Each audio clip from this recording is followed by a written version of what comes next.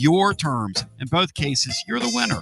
A Car Guru's national award winner with a 5-star rating on all sites, just like our Vols. Everything about buying a car from Carnes Motor Company is no hassle. They specialize in high-quality pre-owned vehicles between the $5,000 to $25,000 range. And if you need to sell a car, they'll either buy your car or they'll help you sell it. Carnes Motor Company also has a top-notch service department. Therefore, every vehicle is rigorously inspected and serviced prior to delivery. So you're guaranteed to get a quality pre-owned vehicle every time. If you need a place for service, they've got you covered. Come be a part of the Carnes Motor Company family and tell them you heard about it from me. Online at carnesmotor.com, Oak Ridge Highway, 1 mile past the Carnes light. Carnes Motor Company. We're back with you. Chase Thomas coming up next, fan running. Shout out to him. And then we're going to stay on and do some TLD logistics overtime. In the meantime, I want to give Matt Dixon a chance to shout something out here because my main man, and he is my main man, Drew Gilbert. Take it away, Matt. Yeah, hit a 2-run home run off Chase Dolander yesterday in the big leagues. Had a 3-hit day, and he was coming off I think it was a 2-hit day the game before, or maybe 2 games before. So got off to a little bit of a slow start, but finally rounding in the form. And even having some of the dugout antics that I loved here.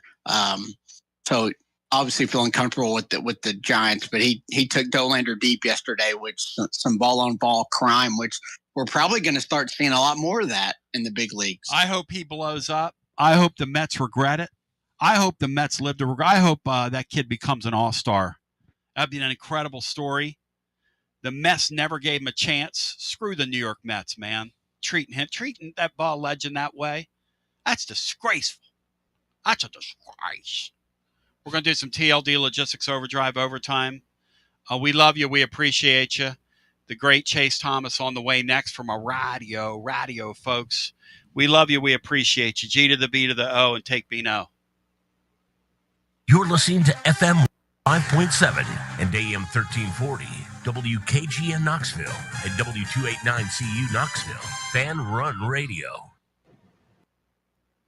It's the Chase! It's the Chase! Live 1 to 3, Monday through Friday on Fan Run Radio, Fox Sports Knoxville. Listen to Chase and his friends on WKGN. It's the Chase! It's the Scruffy City. Listen to his friends, and his friends are on WKGN. I'm always taking your calls on the Tennessee Vols. It's the Chase. It's the Chase. It's the Chase.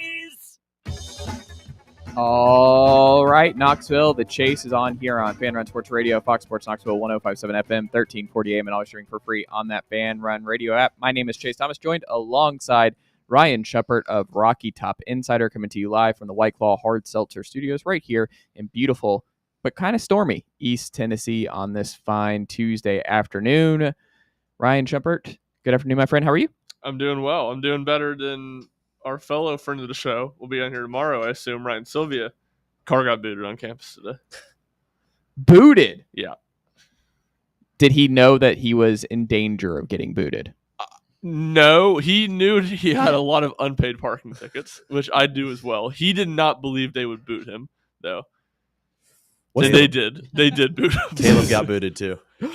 Oh no! Is there a vendetta against? They're going crazy on campus today. Apparently, the parking. UT Media. I got ticketed last week, and I know Caleb just got booted like an hour ago. Friend of the program, Caleb Jarreau. Yeah, booted. The vibes are not high on campus right now. I've never been booted. What does it cost to get booted? I'm not sure. Get taken off. I think they just gonna force him to pay all his tickets, and then they'll say, "Oh yeah, we'll come unlock the boot for you, pay all your unpaid tickets." Oh no! Just a trap. That's why you got to do what I did, the financially responsible move. I had a bunch of parking tickets, and I just totaled my car. So boom, clean slate. Is that really a clean slate if you total your car? I guess they don't have your plate; they just have what kind of car it is. I mean, it might have my plate, but I'm pretty sure I got a new license plate with my car. Oh, So okay. reset. Very, very financially responsible. Definitely saved me money instead of just paying his parking tickets. So did they boot him because of all the unpaid tickets? So they found his car, or is he parked bad or in a bad spot? No, it was because I would assume because of. all the Oh, okay. unpaid I didn't know parking if he's tickets. like, this guy's unpaid. This is the car we're looking for. Let's boot him. No, he was. I think just in G10. Oh, in a man. spot. They got him. That's tough. You been booted, Alex? I've never been booted. I've been ticketed. Okay. So what's the rule on getting? Even when I was in grad school at UT, I never got ticketed once, but I don't really know what the rules are. Yeah, there. I think in terms of getting booted, I think you have to get, because every time you get ticketed, it goes up in price. Oh, And then I think once you reach a certain threshold, then they boot you. what is the threshold? Do we I don't know. I've never. I been- texted Sylvia asking him how many tickets he had Yeah. to build up for it, because I think I'm at like 3 right now. I Yeah, want to say I'm at 3. maybe 2 or 3. So Alex, you got to be careful. You got to pace yourself. You still got like half of your college career to go. I should be okay because I have a commuter pass, but I mean, Okay. That's what I was also wondering. yeah, how Does are it- you getting 3 with a commuter pass? well, when you park over at the T-Rex, Yeah, it's paid now, which I didn't know when I went last week. Abominable. And so I show up to my car and I got ticketed, and it's just it was not yeah, so frustrating. that's It's a mess. That's a disgrace. Yeah. like even in Atlanta, I never got booted or anything. And I mean, I've parked every which way downtown, this, that, and the other, and I've thankfully never gotten like a ticket or booted it or anything like that. I don't know. I feel like I've missed out on something. Like everyone here has a No. booting story or a ticketing story, and I've never gotten one of those. Brett, have you gotten a ticket? Oh, yeah. I mean, I've got a parking ticket, yeah, for sure. But Okay. I don't think I've ever been booted. Interesting. I don't think anyone here has actually been booted, so you're not really missing much Yeah, from it's that true. regard. It's true. Yeah, it doesn't seem like a fun experience because I No. mean, I think I've seen someone try and drive off with a boot. Yeah, I'm pretty certain that's what happened one time early on. I think it was in Knoxville. We saw someone trying to drive off with a boot, but that's always tough. I don't think you're going to win that battle. No. It's kind of like me versus the sun. I'm not going one-on-one with the sun. I'm not winning that battle. The sun wins 10 times out of 10. Just kind of like Will Ferrell and the other guys. You lose that battle. You lose that battle every time. 9 times out of 10. The Lion vs. Tuna is actually the line. All time great movie. It's a great movie. Probably my favorite of the Will Ferrell genre. It's up there. I mean, I think it's now been referred to, that being the other guys, as the most underrated Will Ferrell movie, but I don't think it could be underrated when we've all collectively decided that it's underrated, because I think we've all appreciated the other guys being one of Will Ferrell's best comedy movies. I think everybody gives Step Brothers a lot more love, and everybody gives Talladega Nights more love. Step Brothers is not a funnier movie than the other guys. No, it's not. I mean, the other guys is the best Will Ferrell movie. So Best Will Ferrell movie. Now I'd have to think about that. Kicking and I- and Screaming's up there too. You and I Yeah. love Kicking and Screaming. Paul's got the Tigers in the move. It's a great line. Think about it all the time. And, there's all kinds of great Will Ferrell collection movies. It would have been a good summer topic to debate. But we have Tennessee football. Tennessee moving up in the coaches poll, the AP poll, or not even Heisman talk, playoff talk, playoffs. Always great. Ridiculous. We're already there. Brett, not now. We just started. We're 6 minutes in. We're not doing this. We're before- 1 week into football. We're talking playoffs. Yeah, Brett. Is that more ridiculous than what I just said? They had an 8.5 over under. It's right there. Did you see who lost? Alabama lost this Saturday. Yeah, I know. I thought we were going to make it all show without having to throw you under the bus yesterday. Oh, well, yesterday was tough. National champions. I'm going down with the ship. Like, it's one of those, you might as well ride it Got out. to. The storm is extremely rocky. You don't think Roll Tide Thomas? You think Roll Tide Thomas isn't going down with the ship? He's We're going not down doing with that. the We're ship. not starting Roll Tide Thomas. Roll Tide Thomas is riding with Ty Simpson. He's riding with the Crimson Tide. We're not doing this. It's just objective, capital J journalism, Ryan Shepard, where, hey, I have to speak with what I believe is true in college football. And I might be wrong here. It's not looking great. It does appear that you're going to be quite wrong on this one. It's not looking great, but we have a jam-packed show for you guys today. We're going to talk about Tennessee Syracuse with our final thoughts there. We're going to talk about Alex's trip to Atlanta and Dragon Con sightings all around the city here. We'll talk about ETSU and week 2 and what we might learn from Tennessee in this game. We'll talk about Tennessee flipping Hezekiah Harris from Auburn last night. We'll talk about no Ricky Gibson and Jermon McCoy, along with no Jackson Moy and David Hobbs against ETSU, and what that means for Tennessee's defense over the next couple weeks. What Will Healy, the head football coach of ETSU, said ahead of his matchup with the Vols. Heather Dinich of ESPN putting Tennessee in her latest college football playoff rankings. And then we'll do some quick slants on a multitude of topics here on this Tuesday afternoon. But we kick things off. Ryan Shumpert, 72 hours removed. What are you still thinking about from Tennessee Syracuse over the weekend? I think it's just the overall play of the offense, I think, as a whole, and it's balancing how much of that is feasible long term, how much of that we're going to see throughout the season, how much of that was just Syracuse not being very good defensively. Because if Syracuse is just like decent defensively, I think there's a lot to be excited about. One, just from what Tennessee did to begin with, and two, with the fact that it's the first game of the season. We saw a lot of teams that we expect to have good offenses come out pretty slow and look lethargic. Tennessee was not one of them, and I would say especially with the offensive line, if the offensive line is going to play really near the level that they played at on Saturday against the Orange, it's going to make things pretty easy, or at least a lot easier for Tennessee's offense this season. Yeah, and we'll see ultimately where Syracuse finishes up, but I think they're better than I think a lot of people anticipated Syracuse being. I think the offense still has real juice. I think Steve Angeli flash. I think they have a good two-headed running back tandem. They've got talent at receiver. I think they're going to be better than folks anticipated. They're probably going to be a bowl team. Schedule is tough. The schedule is extremely hard, so it's kind of they're going to be one of those teams where the record does not indicate how good they are. They're tough. They getting Notre Dame and Tennessee both in non-conference games is rough, and then they get Clemson, they get SMU. I don't know if they get Miami or Florida State, but there's a lot of tough games on that schedule for it being a team in the ACC that you kind of expect to have a pretty light schedule. Yeah. What were your final takeaways? You were there in person covering it for the Daily Beacon, Alex Sarkis. What are you still thinking about 72 hours removed? And then give us the full breakdown of your Dragon Con experience while you were down in Atlanta for Tennessee Syracuse. Yeah. Well, I think I agree with Shumpert on all of his offensive takes, and especially that offensive line. I mean, you're missing David Sanders, and that's a guy that you're hoping is going to have a big year as a freshman. So I think you add him in and you continue the play of that offensive line. I think, down the line, that's how you win games in the SEC. And I think if they can protect Joey Aguilar, give him the time that he needs, because, I think if the receivers didn't drop those, 5 passes it was in the first 10 minutes, Joey Aguilar's line looks a lot better than it did even after the game. And he still had a pretty good line. So I think, you could have had better receiver play, but still everything was pretty good from an offensive standpoint. And then from a Dragon Con standpoint, I think it was an eye-opening experience. First I'll say that I think Atlanta's huge. I've only been a Truist, so I'd never been to like the actual city center. Okay, well you've seen the Cobb County Braves, but yeah, I was gonna say then you weren't in Atlanta. Yeah, I wasn't in it. Yeah, well, I figured out real quick that I wasn't in Atlanta. Yeah, and so and then we got there and there's people on the sidewalks dressed up as wizards. There was blue hair, pink hair, purple hair. I mean, it was pretty eye-opening. And after the game, we're driving back. I think it was 9 p.m. and they're still out and about roaming the sidewalks. It was, and I heard they infiltrated the aquarium. Yeah. So, just a lot of action. Could you ask for a more action-packed weekend in Atlanta? I don't know if you could. 2 college football games and Dragon Con.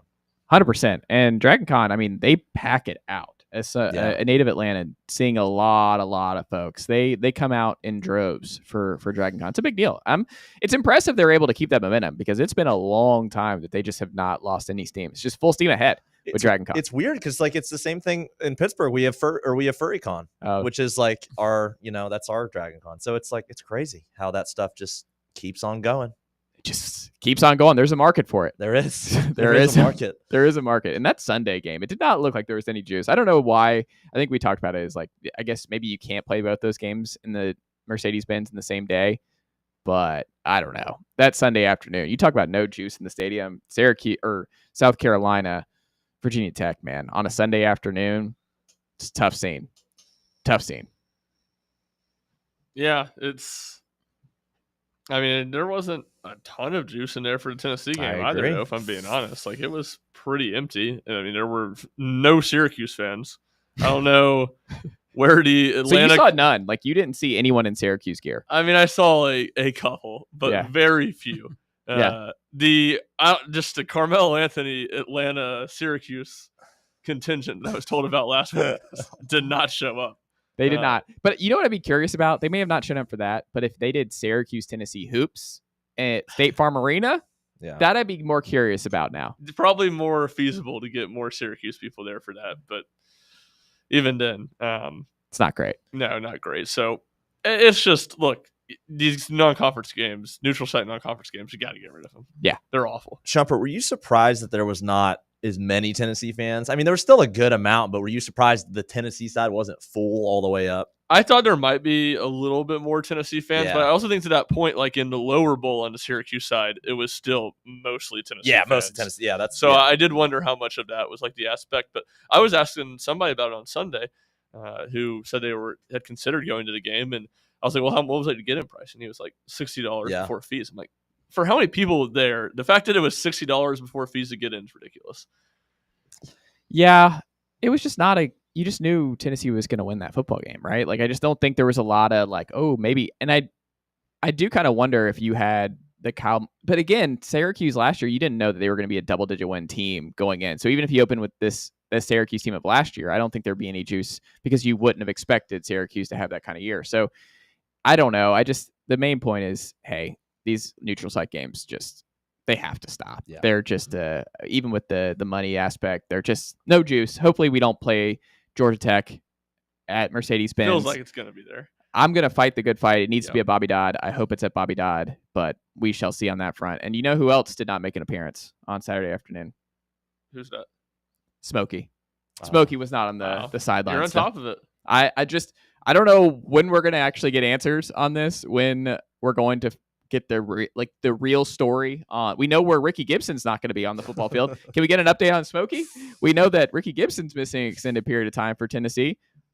We need to ask Heupel about this. We need this to be addressed as to what the situation is, because we're going on year 3 of Smokey just being absent from Tennessee broadcasts, and it's a tough scene, Ryan Shepard. It just needs to be added. We've dodged a bullet here to start the season 1-0 without Smokey, but as you continue on, we'll see this Saturday if we see Smokey at ETSU, because look, that's a great way to break him in. Like, there's not going to be a whole lot of juice for Tennessee ETSU on Saturday afternoon inside Neyland Stadium. Let's get Smokey out there. So hopefully we get Smokey the Dog back, but we shall see. When we come back, we'll continue the Tennessee Vols talk with Ryan Shepard of Rocky Top Insider in studio with us on a Tuesday, along with Alex Sarkis and Brett Hoolander. Stick with us as a chase right here on Fan Run Radio, Fox Sports Knoxville, 105.7 FM, 1340 AM, and always streaming for free on that Fan Run Radio app. For the fans, by the fans, this is Fan Run Radio, Knoxville. Citizens National Bank. We believe a good game plan is essential for success. With a CNB Plus Perks checking account, you'll save money with cell phone protection, roadside assistance, identity theft protection, and more. Banking at CNB has its perks. Find out more at cnbtn.com. Citizens National Bank. Banking never felt so good. Member FDIC. For over 3 years, Crumble Cookies has served the Knoxville area. From Clinton Highway to Parkside Drive, even our friends out in Maryville have reached you, our fans, with the best cookies in the game. This fall, Crumble is gearing up for yet another fantastic season.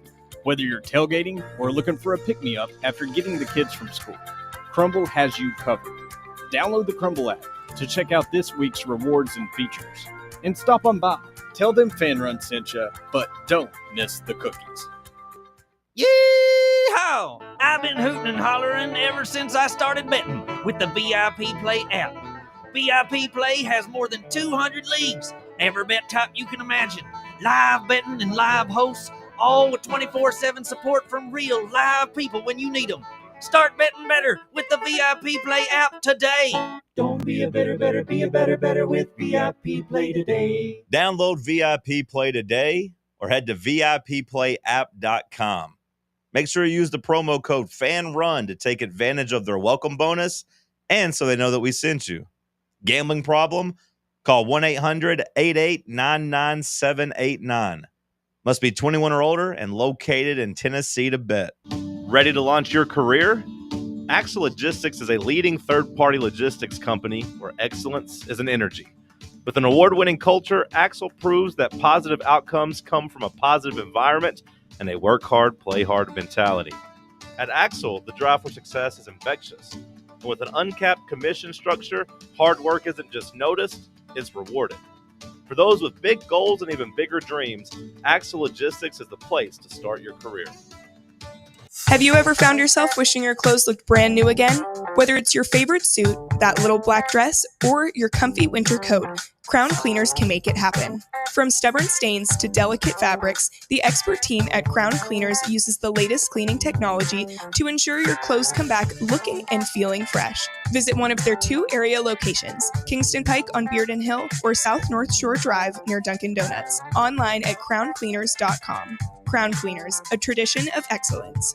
Got a problem tree looming over your home? Call ECR Total Landscapes. Whether it's trimming, removal, or storm cleanup, our certified pros get the job done safely and efficiently. We're licensed, insured, and ready 24/7 for emergency calls. Big or small, we cut them all. ECR Total Landscapes. Call now for a free estimate, 865-384-2012, and mention promo code FANRUN for free stump grinding on any tree removal now through the end of the year. Also, visit us at ecrtotallandscapes.com.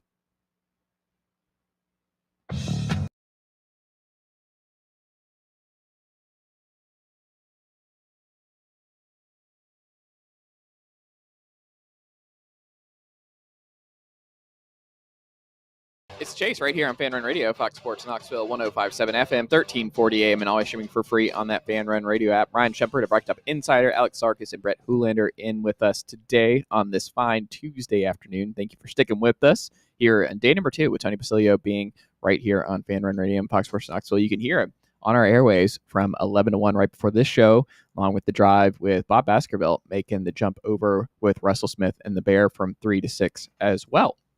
So jam-packed 12 hours of live Tennessee content every single weekday right here on Fan Run Radio, Fox Sports Knoxville, 105.7 FM, 1340 AM. Make sure you download that Fan Run Radio app as well, and then watch us. You can join the chat on Fan Run Sports on our YouTube channel. Go ahead and hit that like and subscribe button if you've not already. Growing more and more each and every day. So if you want to watch us, this very show, you can do so by jumping on the YouTube radio or the YouTube show. Fan Run Sports. Check us out there. So, Ryan Shepard, as we continue on in our Tennessee conversations, we got to go into recruiting because, I mean, the Tennessee is absolutely rolling. They're in the top 10. This is for sure, barring some crazy flips in the opposite direction for Tennessee down the stretch. This is going to be a top 10 class. This is going to be the best class of Josh Heupel's tenure thus far at Tennessee, which Brett Hoolander hopefully loves. But when you look at this class and who they flipped over the last 3 weeks, that being Kamari Blair, that being Tristan Keys, that being this week, Hezekiah Harris, who are you most excited about outside of Tristan Keys? Or is it Tristan Keys not your natural one? And then most intriguing player in it for you? Well, I think it's a pretty clear 1, 2, 3. From Tristan Keys to Hezekiah Harris to Kamari Blair. I think the level of players and also the need at those spots. I mean, even if Tennessee had landed Kamari Blair, I think Tennessee would have had a pretty solid offensive line class, things to like about it. And, Hezekiah Harris, they were missing a little bit of that at edge on this class with Zach Groves. Seems like he's going to be a strong side defensive end guy. They had the CJ Edwards kid from up in New Jersey, but he's not nearly as big as a recruit. So it felt like Tennessee needed to flip Hezekiah Harris or flip Tristan Givens to really, at a big position of need that you can never stack enough talent. They needed to flip a guy. So I think Harris is a big win from that aspect. I think he seems like more of a raw long-term guy, which kind of lends to the position as a whole. But I think it'll be interesting to see. And certainly offensive line, I don't think there's any expectation that Kamari Blair is going to come in and make an impact right away. So I just think with that those two things in mind, Givens, or not, excuse me, not Givens, Keys is the most interesting one just because he has a bigger chance to make an impact as a true freshman. Yeah, I think it's a big deal there. I think it's interesting that Tennessee has kind of built this class the way they have. If you had told either of us, I think before this class kind of wrapped up here, that Tennessee would have its best class without a running back and tight end in it, I think we'd probably raise an eyebrow at how they pulled it off. But especially running back, generally speaking, with where Tennessee has been at that point. But it's interesting how they built this class because it's clearly a offense heavy class, I would say, and then secondary, they're pretty heavy. And then linebacker. I mean, 3 linebackers again. I'm very curious how Outlaw, White, and Braden Rouse fit in a crowded room. Suddenly, it's so funny how quickly things change, Shumpert, because remember early on, it was like you had to play Jeremy Banks and Aaron Beasley, so many snaps. You had to play Jawan Mitchell and guys like that. Like now, you just have so many dudes. You saw the rotation last week where Tennessee could not get enough guys on the field. Like Jaden Harmon made it on. Ben Bolton made it on. We couldn't even see Jordan Burns. I don't think Jordan Burns got a snap in this game. And he's a super talented former blue chip player out of Pace Academy in Atlanta. So they have so much talent at linebacker. It's interesting to see them continue to stack 3 guys there. But I think Hezekiah Harris is super interesting to me and someone they had to have either him or Tristan Gibbons, the 5-star commit out of Carver in the state of Georgia as well to Texas A&M. They needed one of these guys because, like you said, Zach Groves, quote unquote, Leo, but he's not a Leo. I think at Tennessee, he's going to add more weight. His size and frame just does not seem like he's going to be able to be that because right now he's listed at 6'4", 240. And that's before getting in the weight room at Tennessee and everything else. He looks more like the Marion Dye, Jaden Lofton, strong side defensive ends, which is helpful. Like it's a good guy to have in here from East Robertson, but it doesn't seem like it's Leo. And you mentioned CJ Edwards. There's also Kedrick Golston, the second son of Kedrick Golston, NFL player, played for Ronnie Garner at Georgia. So he's a legacy guy, but both three-star guys who are developmental pieces that you look at long-term, and we'll see if they can earn their way onto the field in next couple of years. We'll see on that front, but they're more of a projection. Hezekiah Harris, top 100 player. He was a big part of this Auburn class and just another Leo that you have to continue to stack, because you saw Caleb Herring not off to a great start for Tennessee at Leo. Like, we'll see if he can turn around and become the pass rusher that Tennessee hoped in year 3, but he might be a miss. And when you stack Leos after Leos, where Jordan Ross might be a hit, where I think Jordan Ross impressed me and I'm more bullish on Jordan Ross anyway, but you need to keep stacking these guys. Tennessee's going to lose Joshua Josephs after this year. We'll see on Caleb Herring after this year. And Christian Gass, not healthy yet. We're hoping to get him back sooner rather than later, but he was a 4-star big win at Leo over Georgia this last cycle. But you can never have enough options and versatility at the Leo spot. So for me, it was kind of interesting that it took this long for Tennessee to get a big-time Leo in the fold with just their success with Byron Young and James Pierce and Joshua Josephs and company. But it's a big one. And I do wonder for a lot of Tennessee fans where they may not have been all in on Kamari Blair, where, yeah, we already have Gabriel Asende, we have JB Shabazz. The cool thing about Blair and Shabazz is it seems like they can both be tackles or guards, kind of like Sham Umarov, where Sham Umarov came in as a big tackle from Denmark in Forsyth County, Georgia, and now he started at left guard for Tennessee. And I think you have versatility with those guys, and that is another big. You want versatility with your blue chippers on the offensive line, and they're stacking guys in the trenches on both sides. Now, Tristan Keys is awesome. The 4 receivers in this class, it's fantastic. Just throw more darts at the dartboard. That's great. But to me, the thing that continues to stand out is Tennessee is doing an excellent job of replenishing the trenches because it just raises your floor so much in SEC play and beyond. For sure. I mean, you just have to keep on stacking. And look, Tennessee didn't really sign a big Leo in their 2025 class, so I think it's all the more important that. I would say Christian Gass is a big Leo. I mean, you beat Georgia for him. Georgia really wanted Christian Gass. He's out of Covington. He's a good player. Like, we just haven't heard or seen anything from him because he's been banged up. But I think Christian Gass would qualify as a big-time Leo. I just think he could end up being a strong side defensive end guy, too, at his frame. Christian Gass? Yeah, he's a big guy.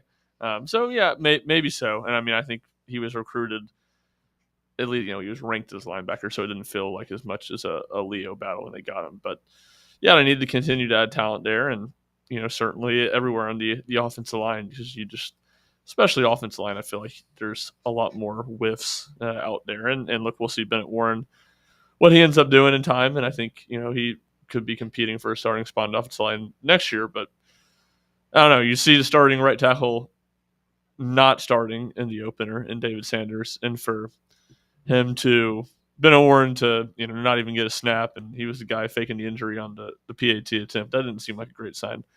But I will say, how about Jesse Perry, the 3-star Jesse Perry? I mean, what stock up on that guy, sliding over from right guard to right tackle and playing as well as he did. I'm bullish on him, and really the interior of that offensive line as a whole with a lot of 3-stars. I thought it has looked good.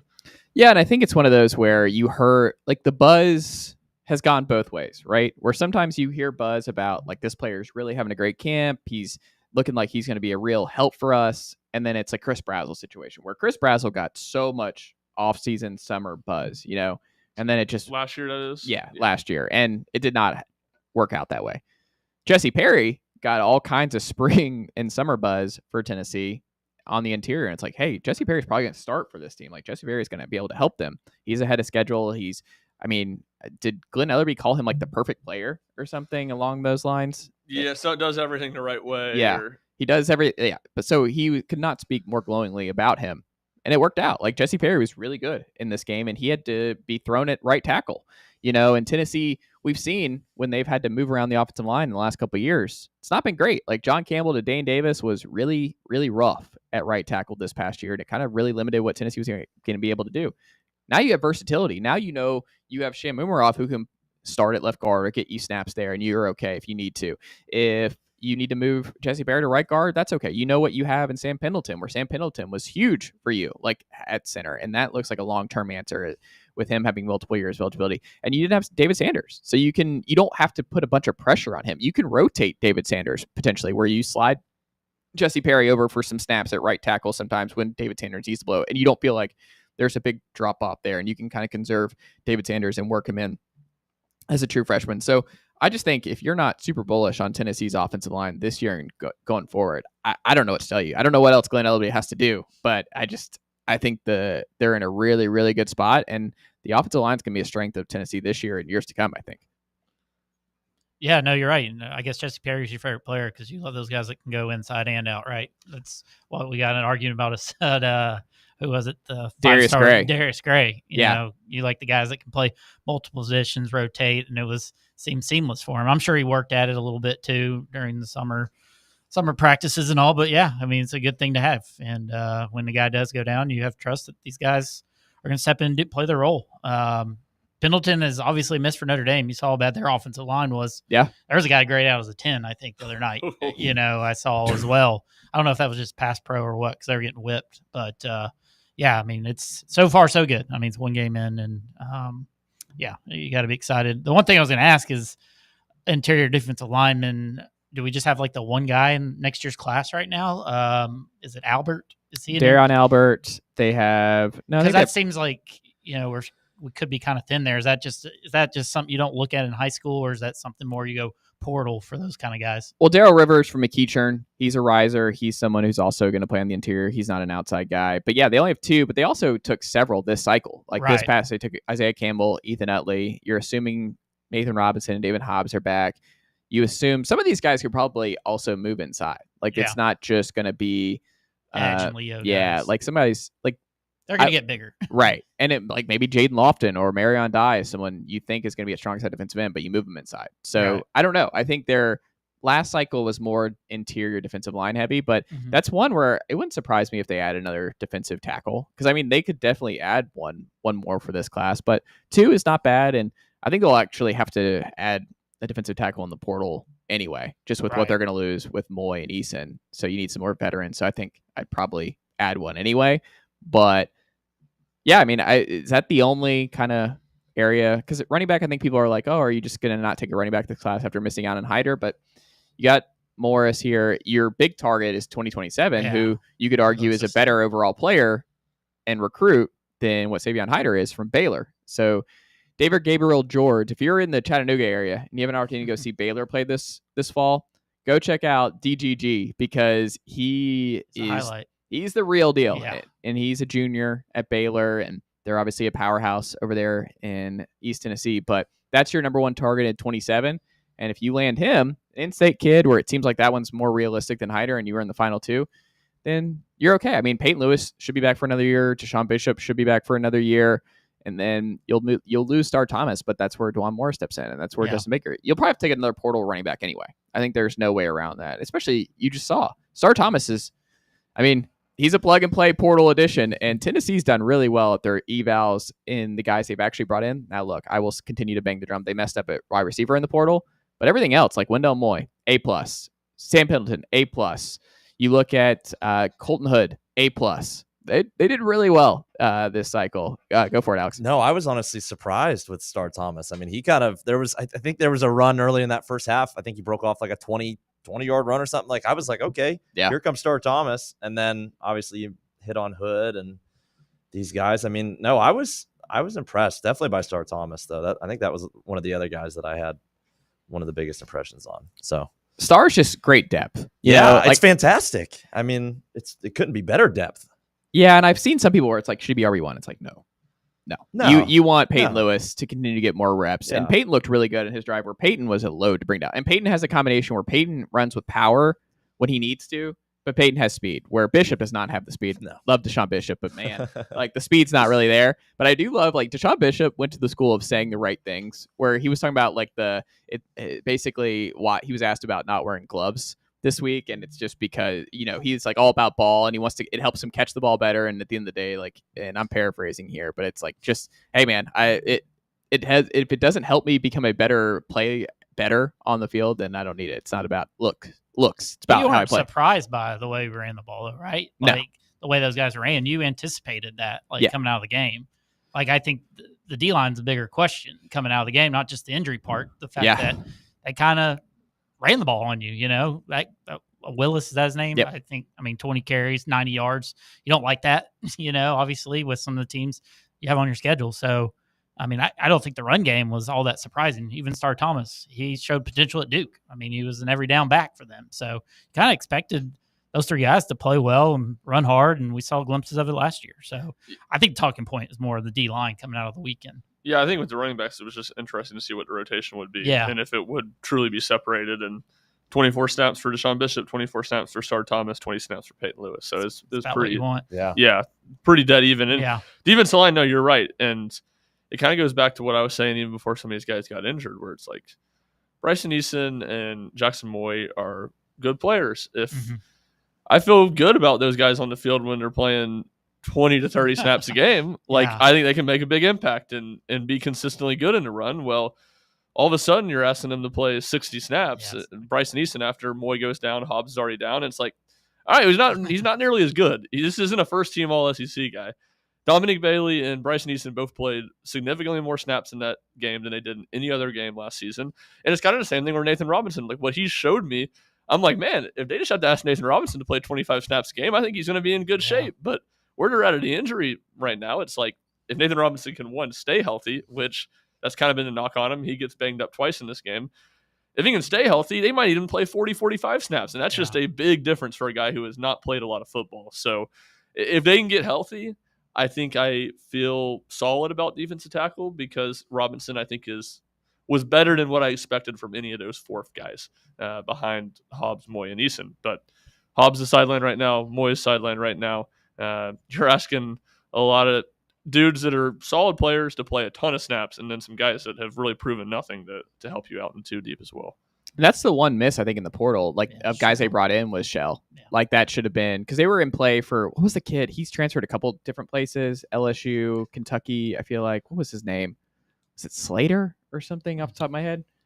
Something like that. But they should have gone P4 interior body, who might have been like, it just more of a guy you would not be surprised could play 20 snaps in SEC play. And if Josh Snell's not going to be able to help you this fall, that's a huge jump. Yeah, that's just, and it's, again, like, from SES to SEC play, that is a gigantic jump. But you're kind of, I don't want to say screwed, because Tennessee and Ronnie Garner deserve more credit for that, for where they're at. But they're in trouble against Georgia. Like, I just think with a running quarterback like Gunnar Stockton, who is they're going to call a lot more RPOs than what we saw with Carson Beck from the last 2 years. The running game looks a lot better for Georgia this year. I understand it was Marshall, but you talk to the Georgia folks, they are pretty bullish on what they saw from the running game, and they're going to be better. I'm very worried that Georgia is going to be able to just dominate time of possession and be able to really attack this front seven for Tennessee. They're just too banged up, and you're without your starting corners here in this one with the amount of firepower that Georgia has on the outside.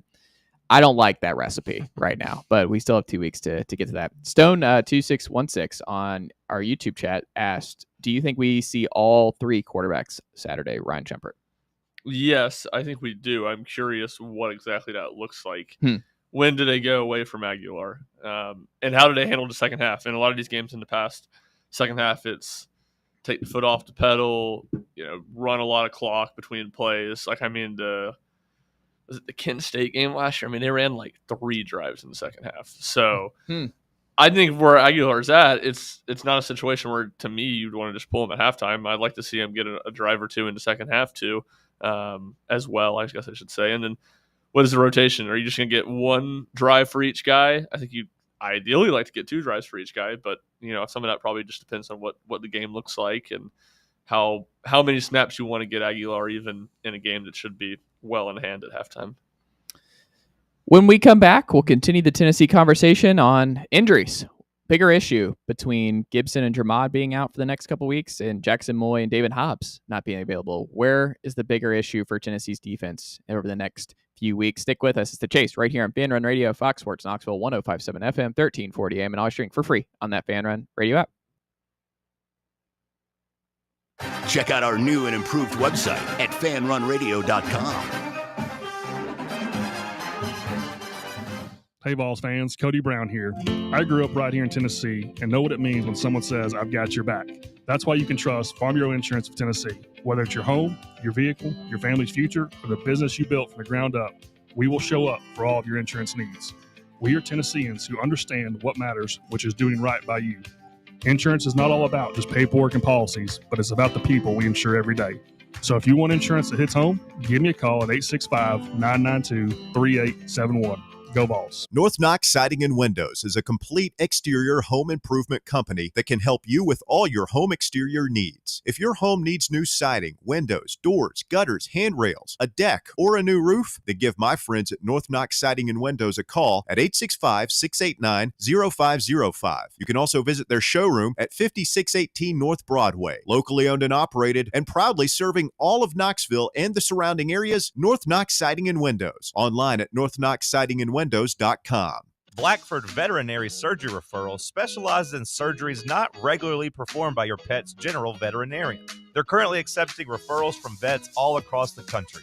With their newly renovated state-of-the-art surgery center and highly trained staff, clients can rely on professional and thorough care. If your vet says that your pet needs surgery or rehab, ask for a referral to Blackford Vet and let them get your best friend back on its feet.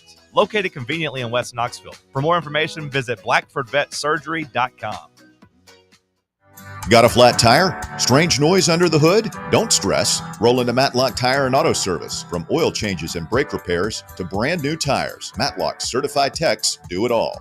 Fast, friendly, and fair priced. Matlock is the home of the price match guarantee. Bring in any competitor's ad and Matlock will match the exact same tire for the exact same price. Matlock Tire and Auto Service. 5 locations in East Tennessee. Visit matlocktireservice.com to find the location nearest you and schedule your appointment.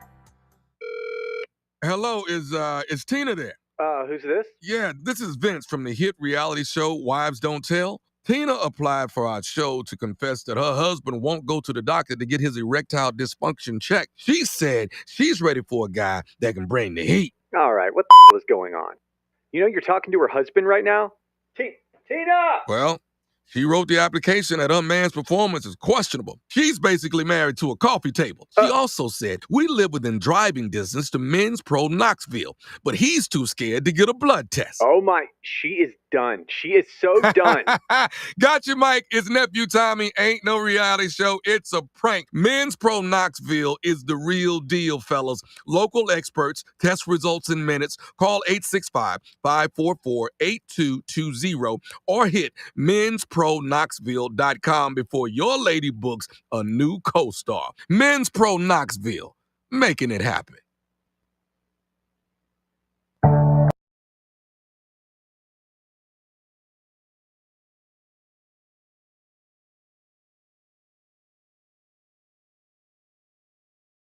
Chase right here on Fan Run Radio, Fox Sports Knoxville, 105.7 FM, 1340 AM, and always streaming for free on that Fan Run Radio app. Getting just run through the ringer here on this side of the glass with Ryan Shumpert. That's dramatic. It's just, when am I ever hyperbolic? When am I ever on this very program?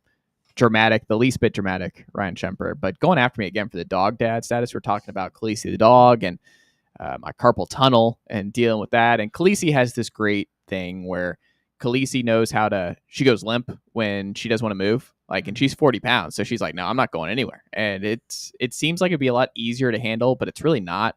And she prefers my side of the bed at night. So I can sleep in some weird positions because I can't move her, and I'm just like, and Ryan's like, no, if I was the dog dad, then Khaleesi would be on the floor, or I would make sure she would move. No, it's my, like, Ryan over here, like Army Drill Sergeant Ryan is just over here like, you got to show that animal who's boss. Like, you run this house. And I'm just like, no, Khaleesi knows she runs the house. Like, that's Khaleesi, man. That's my whole point. If you're going to use the term dog dad, which is one of the worst terms in the whole Western world, this is probably where society went wrong. Don't just you're going to call yourself a dog dad and there's absolutely no discipline in the house. You're not in charge. So stop calling yourself a dog dad. It's already bad enough on its own, and then you add that aspect. I will say, before I was hating, I asked what size bed that y'all sleep in, and you said queen. If it was king, I could have let it slide. Queen bed with a person and a dog that you're incapable of moving, no wonder you don't sleep well. That sounds miserable. Or don't sleep at all. Well, it's just I have to get creative. He's reading too. You gotta think. Khaleesi I love into the Tuesday. bed I love She does. Tuesdays now when Shumpert's, because we learned so much about you. Like, the whole thing, like, the whole rest of the week last week was about your reading and callers calling in. Now it's going to be about you being a dog dad. I think it's my favorite day of the week too. Well, see, because people are saying, and this is the chemistry you can't recreate on the Truth fly. Tuesday. Yeah, I mean, Shumpert and I have been doing this. I've known Shumpert for 5 years. It's just one of those deals. Shumpert can get at me in a different kind of way, where it's a little bit different. But did you bring this up to him, or did he ask about? Ooh, you brought it up. I brought up something else. He was curious about your sleeping situation with your brought dog up, or anything. Well, he brought up the dog dad part of it, but I did bring up the carpal tunnel and sleeping weird, so I'm having to like do some stretching over here with my left hand. It's just driving me nuts. But yeah, so it naturally, you never know where our conversations are going to go, but that is part of the deal. But I'm glad you bring it to the airwaves, for everybody to hear too. I have no shame. I mean, it's part of the deal, man. I like to read. I like being a dog dad. Like putting a smile on my dog's face every day. I just couldn't believe you forgot your rain boots with it raining outside. So it is raining outside. I will say it just didn't work with the outfit today. Okay. It hasn't worked with the outfit once. That's an absolute lie, and you know that. There is time. You wore like a button-down dress shirt with rain boots. Don't tell me you actually have. Oh yeah, you meant you weren't. Well, not rain. What you're thinking is somebody not. said you cosplayed. Well, hold on. No. Not to brag. Sam. Yeah, well, not to brag. Sam, not to brag. I'm an Eagle Scout, so I know my way around the woods and some rain. You weren't going to the woods. Well, that's Khaleesi the dog loves the woods, so you got to stay ready. If Khaleesi's like, hey, we're going in the woods, then I got to be ready to go. To be able to pivot. I got to be flexible, man. And they're not rain boots that you're thinking, Alex. They're Merrill boots that are rainproof. They're hiking boots. Yeah. And they're not that high. And I got the low tops. Been ridiculous the low tops for the summer and spring, you know? And then I have the high tops for when it's cold. Yeah. So, I mean, they're extremely comfortable. I broke my foot 3 years ago. Foot's never been the same. I have permanent foot arthritis. I wear insoles in my shoes. I'm like 97 years old. Look at me on camera right now. I'm a bald man with glasses. Like, I'm just one giant recessive gene. Like, that's just what's happened here. So I'm going to choose comfort. I have no shame. I'm in my mid-30s now, as something Ryan Shumpert loves to remind me. I think he even says late 30s at this point. No, I don't say that. But I've been fighting. Early 60s. Or, I mean, see, I'm not physically, yes, mentally, no. I'm not hating on the boots anymore because I can respect it. It's fun to poke fun at. It's more that today it is raining and you said it doesn't match your outfit. Sunny day you wore when you have not worn them one time when they match your outfit. That's not true. They did match that day. You just didn't like that it was with a button down. They did match. It was with a button down. And also, I like to look, man. And shorts, I must add. Hold on. Shorts. Yeah. Some business on top, hiking on the bottom. Like you never know. Like that's the versatility that you can't teach. with his trail mix. Yeah. You love the trail mix. Yeah, it was good. I don't see it over there today. I don't have trail mix today. So there was an issue last week that I messed up. I heard. Yeah, I saw so it. I'm kind of putting myself on trail mix probation because I was pretty embarrassed about what happened with the trail mix situation. That spill. Yeah, it was not good, and I didn't realize don't spill around here. A lot of granola on the floor. Stuff to clean up. Too. It was bad in a lot of ways. So I just put myself on probation because it was very embarrassing, and I did not realize I dropped a couple. And then we're moving around, and I'm a mover in my seat, so I think I rolled over a couple of them, and it's just not. It's probably better I keep the trail mix. It's better you did on that side because if it was on like this side with Bear, oh my goodness, it'd be a bigger problem. Yeah. Yeah, but I do miss the trail mix. It's great mid show. Big trail mix guy. Which naturally brings us to the to the Tennessee injury issues on the defensive side of the football. So Ricky Gibson out for an extended time. We don't really know what that means. Ultimately, Heupel obviously keeping things ambiguous there, but extended to me, if Josh Heupel says extended, like that's a while. It's bad. That's bad. It's middle of the year, best case scenario is what that seems like to me. Jermod obviously not close to returning. It seems like that's just not even on the table. We're not even getting rumblings on that front. So, and I think a lot of fans are hopeful that we might see Jermod get a little bit of run against ETSU and then be ready to go against Georgia. That doesn't seem like that's where things are trending at all. So I don't want fans to get their hopes up there. Just be pleasantly surprised on Jermod. That's the way I would look at it. It's just like when you see Jermod, just be happy because I still TBD. I need to see, like, if Jermod's not back by Alabama, I don't know if we see Jermod this year because, I mean, he's going to be a first-round pick whether or not he plays another snap for Tennessee. Like, he has a lot more to lose than gain by playing for Tennessee down the stretch this year. So we'll see on that front. But no David Hobbs for a little bit. No David Hobbs, it seems like, for Georgia. And then if Jackson Moy, who got hurt early, who we haven't really talked about in that game against Syracuse, I mean, he's one of your starters. He's someone that you really need to take that leap post Omar Norman Lott. And if he's down, I mean, this is a good time to get ETSU, though, where you can play Isaiah Campbell and Ethan Utley, maybe even Josh Snell. A lot of these guys, a whole heck of a lot of snaps to see what you have. And slide some guys in the inside. Like maybe you slide Tyree West. He only played like 15 snaps for Tennessee at strong side. Maybe you slide him in and give him some more on the interior. You slide Dominic Bailey more in, and you move Tyree Weathersby, who I think looked the best of all the strong side defensive ends on Saturday for Tennessee. Like maybe you prepare him for a bigger workload against Georgia. It's like, hey, we need you as the main strong side defensive end guy, just because I think he offers the most upside of any of the big three right now. But there's no question about it. Tennessee has some real injury concerns, and this was something you and I talked about last night, Ryan. I think one of the things that's not going to be fair to Tim Banks and his staff this year is if Tempo's back, Tennessee is going to have a whole heck of a lot of problems defensively because the snap you talked about with Eason and guys who played a whole lot more snaps than they were accustomed to. Part of that was by injury, but part of it was also because Tennessee, when they scored quickly. Like you have a 73-yard touchdown. You had a lot of less than 2-minute drives. You had a couple 3-and-outs in the third quarter early on. Like Tennessee's offense, part of what was a problem and part of the reason it was hard to get a big-time DC when Heupel got hired is because it kind of stinks if you're a DC for that kind of tempo where your defense is going to be on the field a whole bunch. You're going to give up a ton of yards and you're just kind of a bend, don't break and make plays in the red zone type of team. We haven't seen that the last 2 years because the tempo's been gone and the offense has taken a step back and you lived in 12 personnel. You lived on your running game. Now the passing game is opening back up. The possessions are going to get ratcheted up on the defensive side of the ball. And I don't know if Tennessee has the injury luck that they're going to be able to do that. So I wonder against Georgia if they ramp down the tempo because they just don't have the bodies. And they're just like, hey, man, we got to conserve some of these guys because we don't have enough on the back end to be able to play at the tempo we want to play at and be able to keep this defense healthy and locked in. I'm selling on the tempo being back talk. You kind of have Tennessee's touchdown drives. 3:35. Yeah. 26 seconds, the deep ball. 129, 2-minute drill drive. Yep. 2:27, drive started in the red zone. 4:42. So, like, we saw in spurts them play with a little bit more tempo, but it still was nothing like it was in 22 or 21, in my opinion. It wasn't like it, but it's trending that way. Like, it looks like more. Aguilar is going to be more of a tempo guy. He looks way more comfortable with tempo than the last two. Yes, I would agree with that. But that doesn't make me think. I mean, I guess it just lends to your overall point that they're not going to lean into that as much because they don't feel like with the depth that they have defensively, they can. You know, I'm just there to start with. Well, I'm there that they're not going to be pushing the tempo a ton.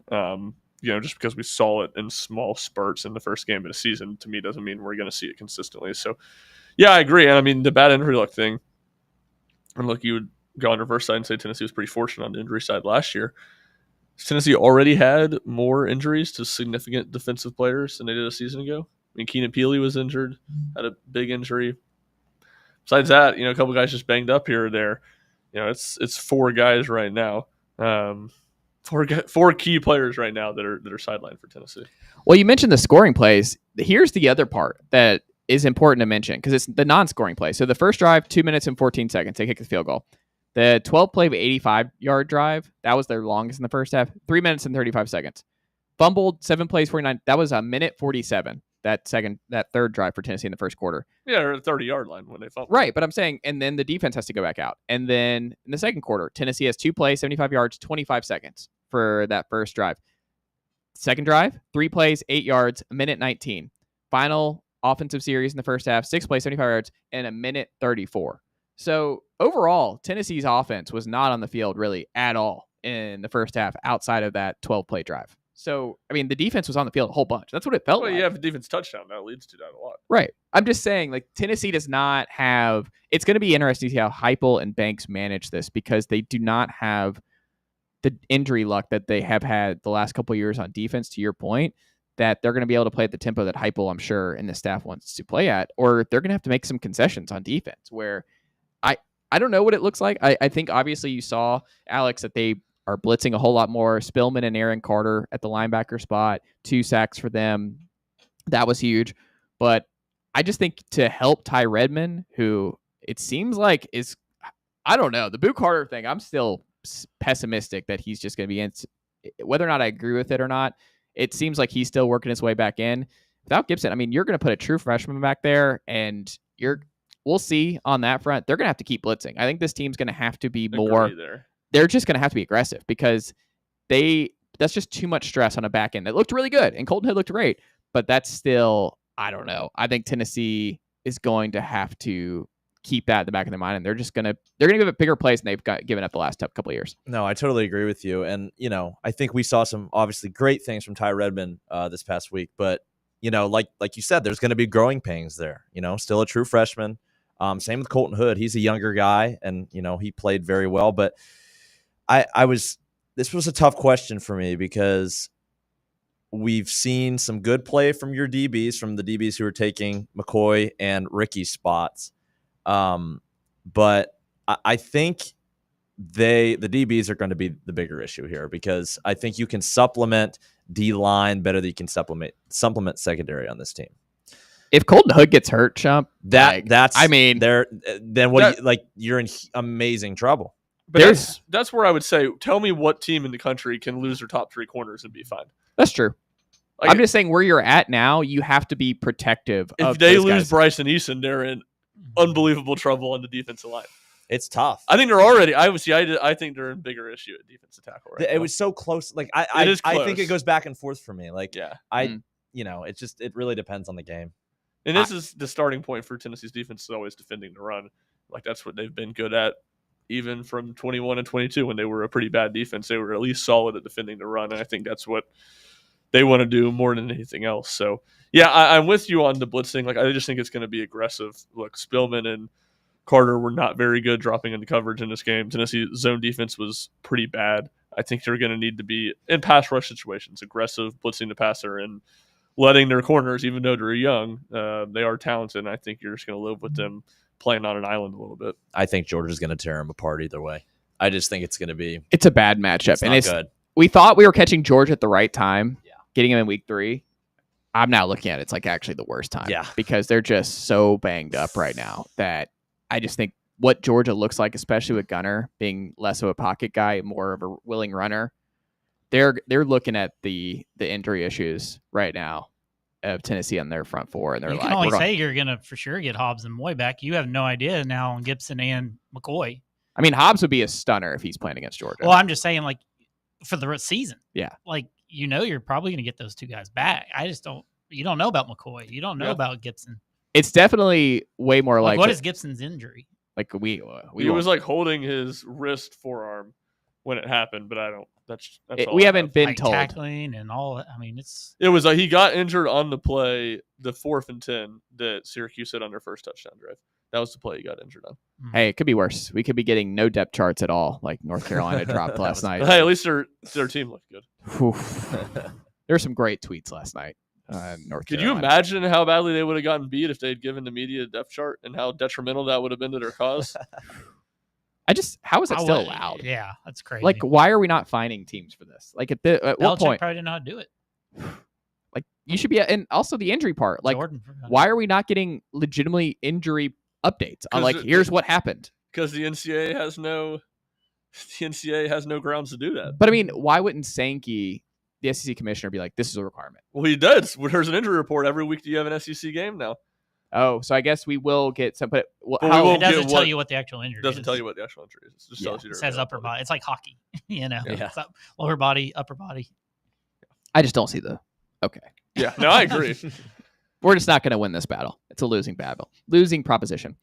When we come back, we'll kick off hour number 2, talking ETSU and what we should expect from the Bucks going into week 2 right here in Neyland Stadium from Will Healy and what he had to say in his opening presser, highlighting Tennessee. Some glowing words about Neyland Stadium and playing here and all that good stuff. But what are we going to learn from Tennessee in this game and a whole lot more? Stick with us. It's The Chase right here on Fan Run Radio, Fox Sports Knoxville, 105.7 FM, 1340 AM, and always streaming for free on that Fan Run Radio app. Follow us on Twitter or X or whatever they're calling it these days at Fox Sports Knox. Fox Sports Knoxville. Fan Run Radio. Vol fans, reimagine your home at Broadway Carpets and Flooring for any remodeling or building needs. With a variety of carpets, rugs, hardwood, vinyl, and stone, Broadway has all the flooring and installation options you're looking for, including pet-resistant products like Pet Perfect Carpet from Shaw Floors. Visit their showroom in downtown Knoxville or the location in West Knoxville located on Kingston Pike near Pellissippi Parkway today. Barley's has live music on weekends, general team trivia on Wednesday nights at 8 p.m., and now live sports trivia courtesy of the Knoxville Trivia Guys every Thursday night upstairs. The game starts at 7 p.m. and is free to play for everyone, so head on down to the Old City and show off your sports knowledge and win gift cards to Barley's. Use those gift cards to buy some delicious food and drinks, and you can take it all in with their wide selection of TVs and indoor projectors. Barley's Tap Room and Pizzeria. Inward Half is committed to the game and the memorable moments that happen in between. From the tee box to the tailgate, from the green to the big game. For the first birdie with Dad, the first big win with Mom. Friday night lights, Saturday superstitions, Sunday traditions. Fall into the comfort and unparalleled performance of Inward Half. This fall, enjoy the walk-in. You're listening to FM 105.7 and AM 1340, WKGN Knoxville, and W289CU Knoxville, Fan Run Radio. We really need to get some branded stuff.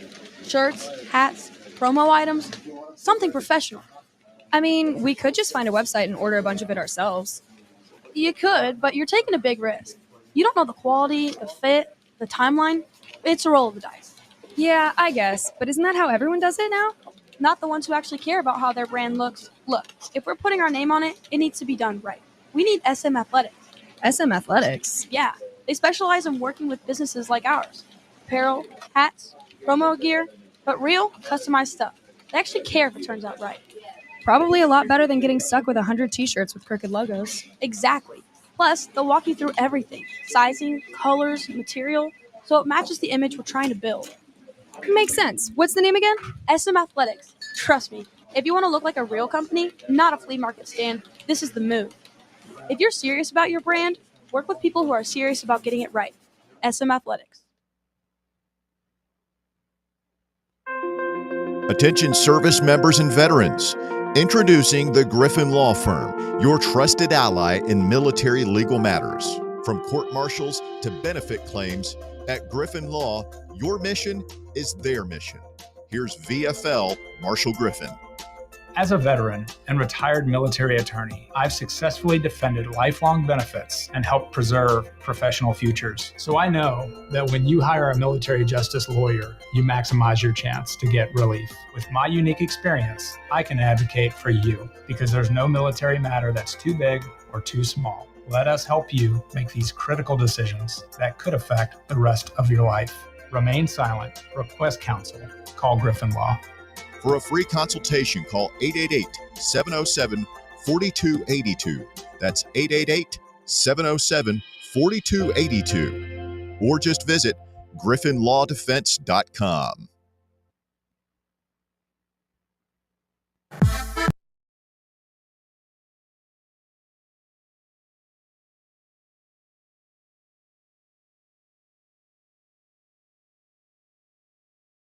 It's Chase right here on Fan Run Radio, Fox Sports Knoxville, 105.7 FM, 1340 AM, and all streaming for free on that Fan Run Radio app. Ryan Shepard of RocketopInsider.com in studio with us on this Tuesday. Alex Sarkis and Brett Holander on the ones and twos as well.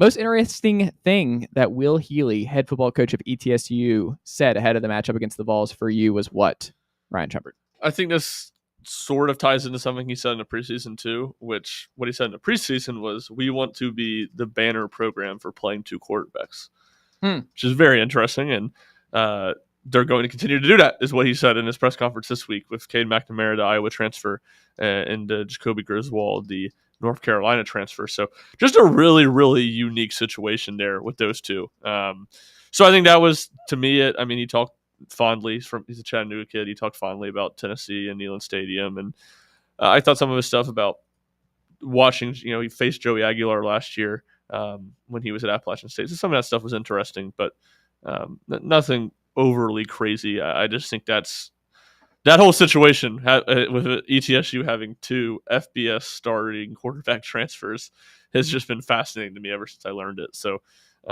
just kind of seeing his perspective on that is interesting, and it's something that I will be paying attention to the remainder of the year. And he said this about Joey Aguilar, quote, I think he's a really good player, and I think that's kind of what I've seen just from the outside is that there's a belief in that team that who he is as a person. I've never gone against him, but I've watched a ton of his film, and he just seems competitive. He's a really good athlete. He makes you defend all 11 in the run game. I think he throws the ball really well. He's had a lot of experience. He's been in big stages. It'll obviously be his first chance to play in Neyland Stadium, which I'm sure will be a lot of fun for him.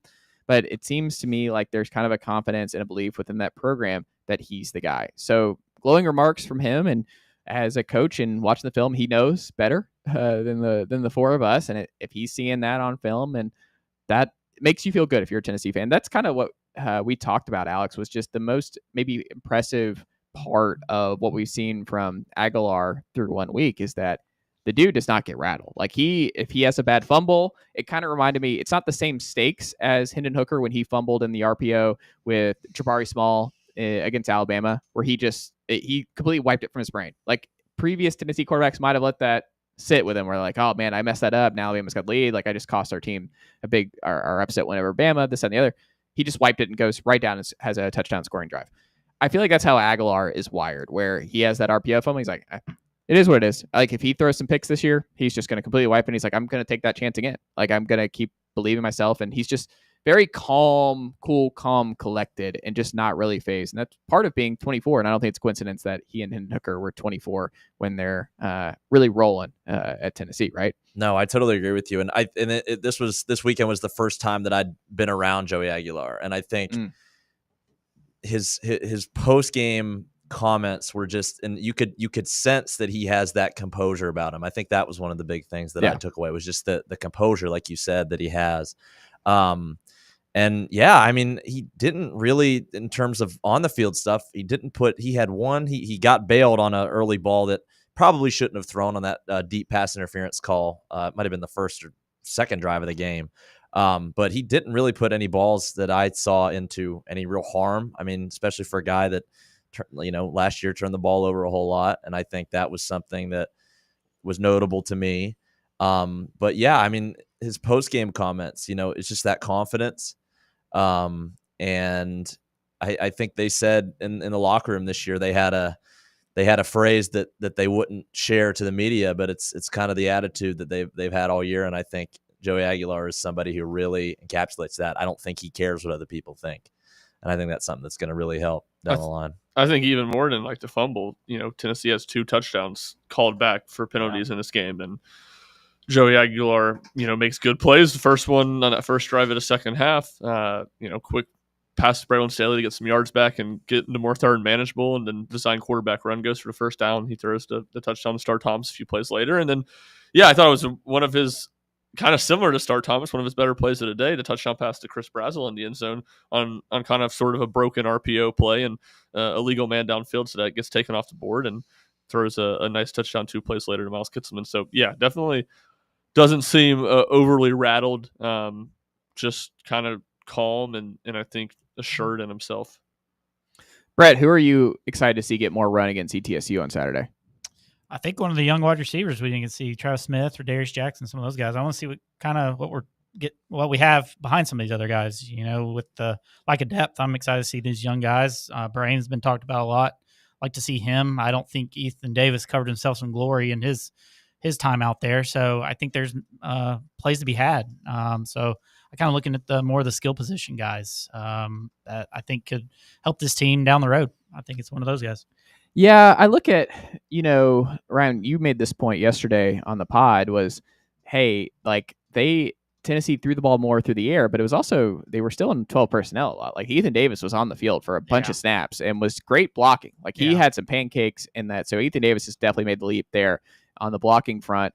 But I do think no offense to ETSU's front, but you should be able to be in 11 personnel a whole lot more and see what you have. Like Amari Jefferson needs to get some run here. Like I'm looking at Amari Jefferson as someone I want to see what he looks like in the slot. I want to see Mike in the slot some. I would just be curious to see how he gets moved around a little bit this year. And like you said, Rodarius Jackson, I thought would play some on Saturday. We did not see Rodarius Jackson. So I assume we're going to see him on Saturday too. But like you said, like I want to see the young receivers. I want to see what they look like. I also just kind of want to see David Sanders, who I think needs to play a lot of snaps because if he's going to start against Georgia, he needs to sneaky be available, A, but B, Georgia cannot be his first 50 plus start game. Like that just cannot be on his plate out of the gate. That's a disservice to him. So I'm excited to see what David Sanders, obviously the competition will be bigger, but I want to see what he looks like out of the gate for Tennessee.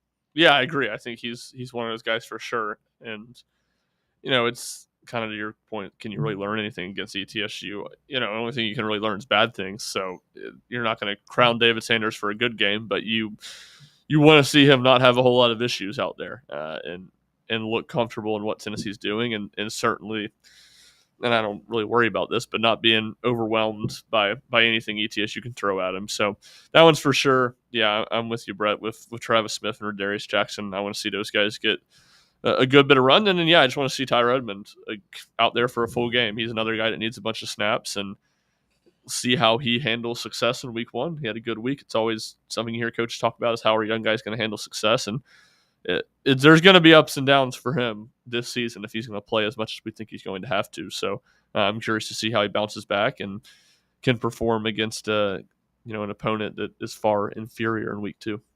It's also Boo Carter. Like we're on Boo Carter watch. You're just so thin at corner now. You can't not play Boo a bunch this week. Boo has to be a big factor with the injury to Ricky Gibson. Like you're down your 2 starting corners. Jalen did great at star on Saturday. That experiment has to be over. Like he has to move down to corner. Like I just don't agree with this. That it has to be over until Ricky Gibson's back. Yes. I don't see why. Like to me, you're looking at this as he can only be working at one spot at one time. Like he can't get snaps at corner and star in a single game. I would rather work somebody else in there. I would rather start trying, I don't know, you throw out Trey Poteet, Caleb Beasley maybe, because Idris Farouk looked really good starting next to Andre Turrentine. I am working somebody else in as a failsafe that if something happens, Boo Carter falls off the rails again midseason, that you have an alternative.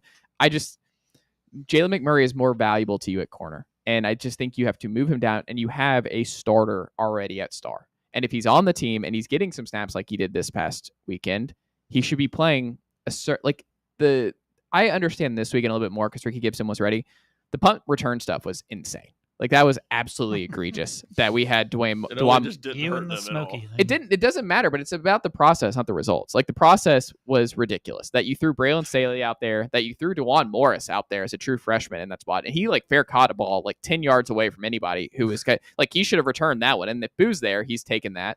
So again, it didn't influence the game, but Boo needs to get ready. Like Boo needs to start getting snaps at punt return. Every punt return against ETSU this weekend needs to be Boo Carter. Like he might swing the Georgia game. Like that is something where Boo Carter. We'll see. Can he break a tackle from the punter this year against Georgia? Can he make the punter miss? He made 7 guys miss on that play, and then yes, he got but that was also a Jalen McMurray missed block. Like if Jalen McMurray actually blocks Brett Thorson, Boo's taking it to the house. Jalen McMurray for this narrative battle between the two. I will say, look, I am with you that I think Boo Carter should be back there returning every punt starting this week. I just don't. You just act like this is some disastrous decision, and it's not disastrous. You just have to make that tough call and be like, hey, if Boo Carter's on this team, Boo Carter is playing. Yeah, I agree. You just talked about how it was so unfeasible what they did last week, and it's yes. like, no, if you put someone back there and they can fair catch the ball and not make mistakes. That's job one. Then it's really not unfeasible. I still agree with you that you need to put Boo Carter because the ceiling is so much higher. But it's not like I just don't see this unbelievable downside that you're. But what is the message you're sending? If he's getting snaps on defense, why is he not returning punts? He's your best punt returner. Maybe he's not going to do it. Oh, don't put that evil on me, Ricky Bobby. Why would he not be back there? I think he'll be back there this week if I had to guess. I think is it not a little risky with the 2 guys you have out to put him back in a Boo? situation? I'm just injuries more happen. risky than like Braylon Staley. He doesn't call a fair catch and gets cleaned out. I mean, things can happen back there. I mean, that's a penalty. Well, I know, but it's also an injury possibly. I don't think it happened, but I'm saying, why wouldn't he have been back there on Saturday? I mean, look, I would love to ask Heupel point blank, be like, hey, what are we doing? But like, I've made my feelings very clear on where I stand on. 7 points waiting to happen back there, and you're going to need them. I will say, and again, I agree with Chase that he should be back there. Every time this year, Boo Carter does not catch a punt and it rolls 30 yards like he did constantly last season. The group message is going to be going crazy with me ripping Chase. And then that DeJuan Morris would have at least ran up and caught it while fair catching it. But then that same game, Boo does house one. So it's like we do have a bet on the line. Yes. What is it? 3 TDs? I think, need 3 TDs? 2.5 punt returns for touchdown. Yeah. And you said over? Well, here's what happened. And we made this. We might have to change it to 2 just because of what Heupel has done. We cannot change it. You can't change Mickey it Mouse. I'm not even involved. Mickey Mouse Clubhouse. Heupel, it feels like it's intentional. Feels hurtful that Boo Carter has. So you think this he's is a hurting direct him shot bad at by you? not putting him back there, right?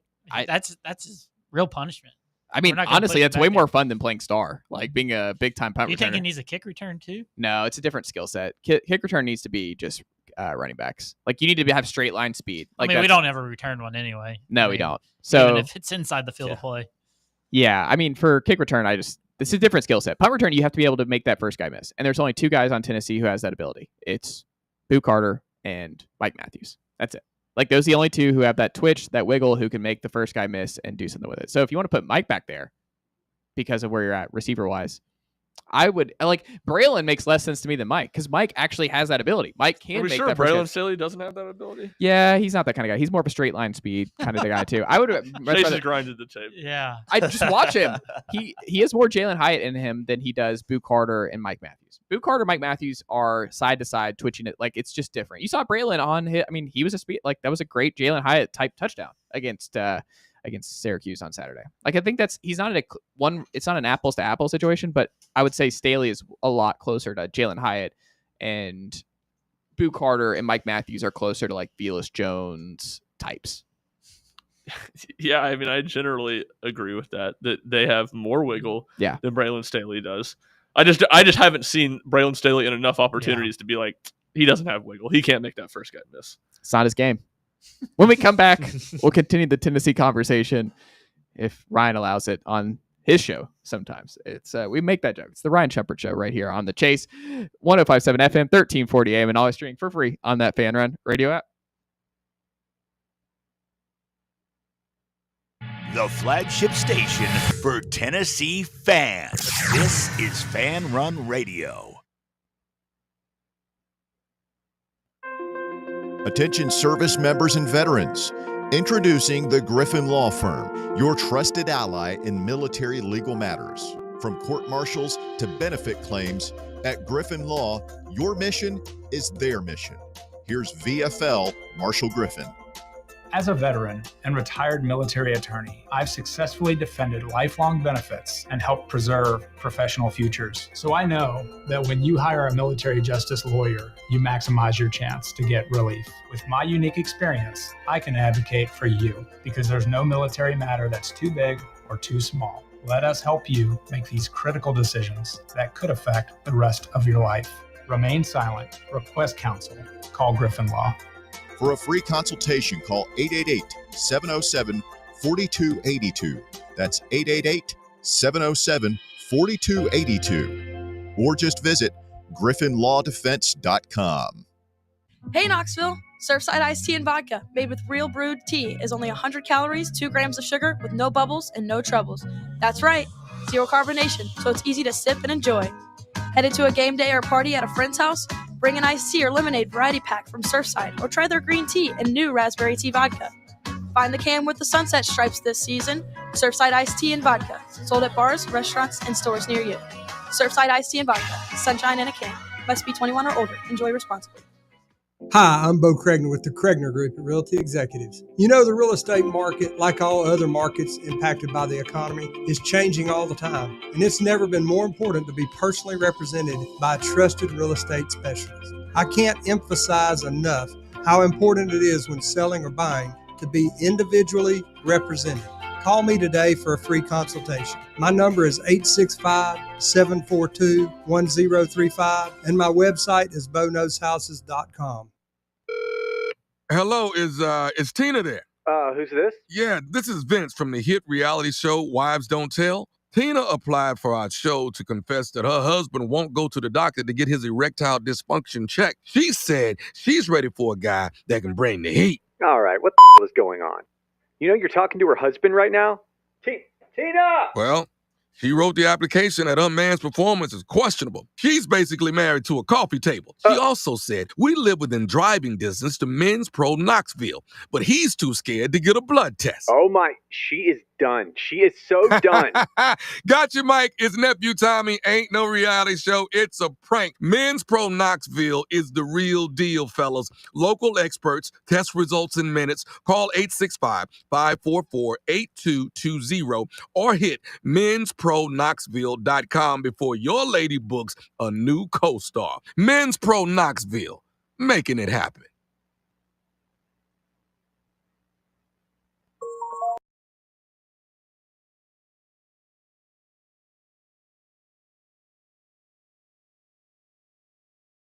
Chase right here on Fan Run Radio, Fox Sports Knoxville 105.7 FM, 1340 AM, and all streaming for free on that Fan Run Radio app. You can also watch us over there on the YouTube stream, Fan Run Sports, right there. Like and subscribe and check out all of our great shows, Talk Sports, The Chase, The Drive, Overtime, William Pattison, 12 hours a day, Monday through Friday, right here on Fan Run Radio. So we continue on here on this Tuesday afternoon edition. ESPN's Heather Dinich put Tennessee in her updated college football playoff rankings. Nobody show Brett Holander, the latest and greatest on all things Tennessee optimism here going into week 2. But Ryan Shumpert, are you feeling, based on what you saw from the offense, based on this Tennessee schedule, which someone in the chat over there on Fan Run Sports, Zach, said we are lucky to have such a soft schedule, which I would tend to agree. But again, that's not something Tennessee has to apologize for at all. It's they just have to take advantage of it.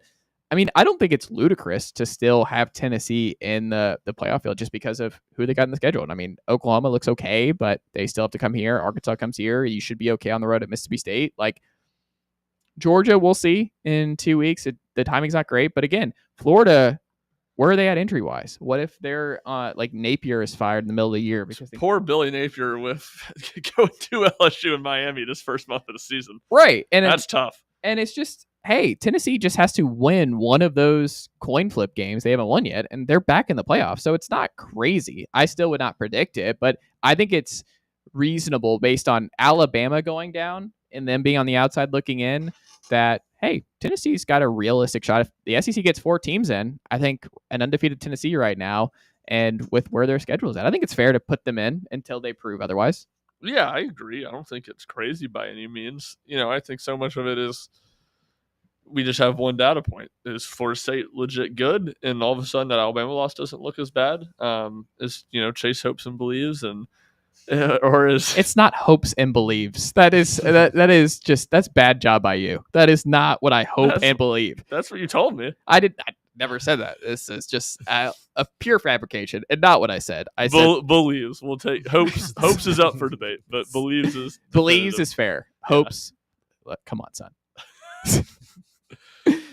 So what is Alabama? Is Alabama a 7-5 team, or are they still going to be good and go 9-3? And it's going to be a hard game to win on the road. And Florida, again, that game is just so far away. I will say I feel better about Oklahoma. I already felt like Tennessee. I just felt that what happened in that game kind of proved where I was at with them coming into the season of Tennessee win. They had 21 points at the end of the third quarter. Yeah. I know John Mateer's numbers look good. And people were hyping him up this week because he had a good game against an FCS team. 21 points at the end of the third quarter. I'm right there with you. I'm not worried about Oklahoma at home. That's a game Heupel's getting up for. It's obviously a big game for him. I think that's going to be the best atmosphere for Tennessee in Neyland Stadium this year. I think that's the game where we get most riled up for. There's the most, it's not a rivalry, but I just think fans really love Josh Heupel and are going to go to bat for him to get that win over Oklahoma, especially if Oklahoma is CFP-ish this year. I just feel like that's one that you feel like is going to be a close game, that you feel like is going to be more of an all-timer. Georgia, I just don't have that feeling walking in. And I've been to the last two Tennessee Georgia games here. I don't know if I'm going to make it 3 in a row. The last two have been pretty hard. The second half have been pretty brutal.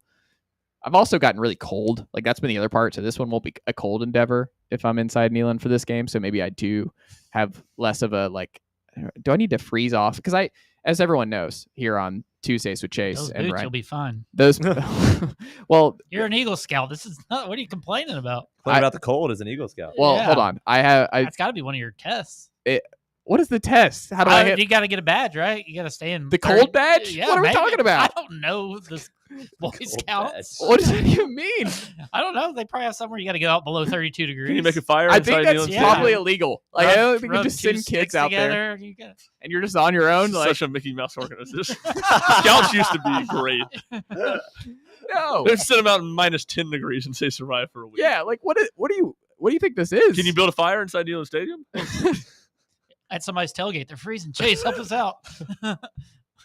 I will say I glove up and I wear multiple thermal socks because I have terrible circulation in my extremities. So it's something that I'm a wool sock guy. Y'all will know. Like, it's hard for me not to wear wool socks in the summer because it doesn't get cold down here.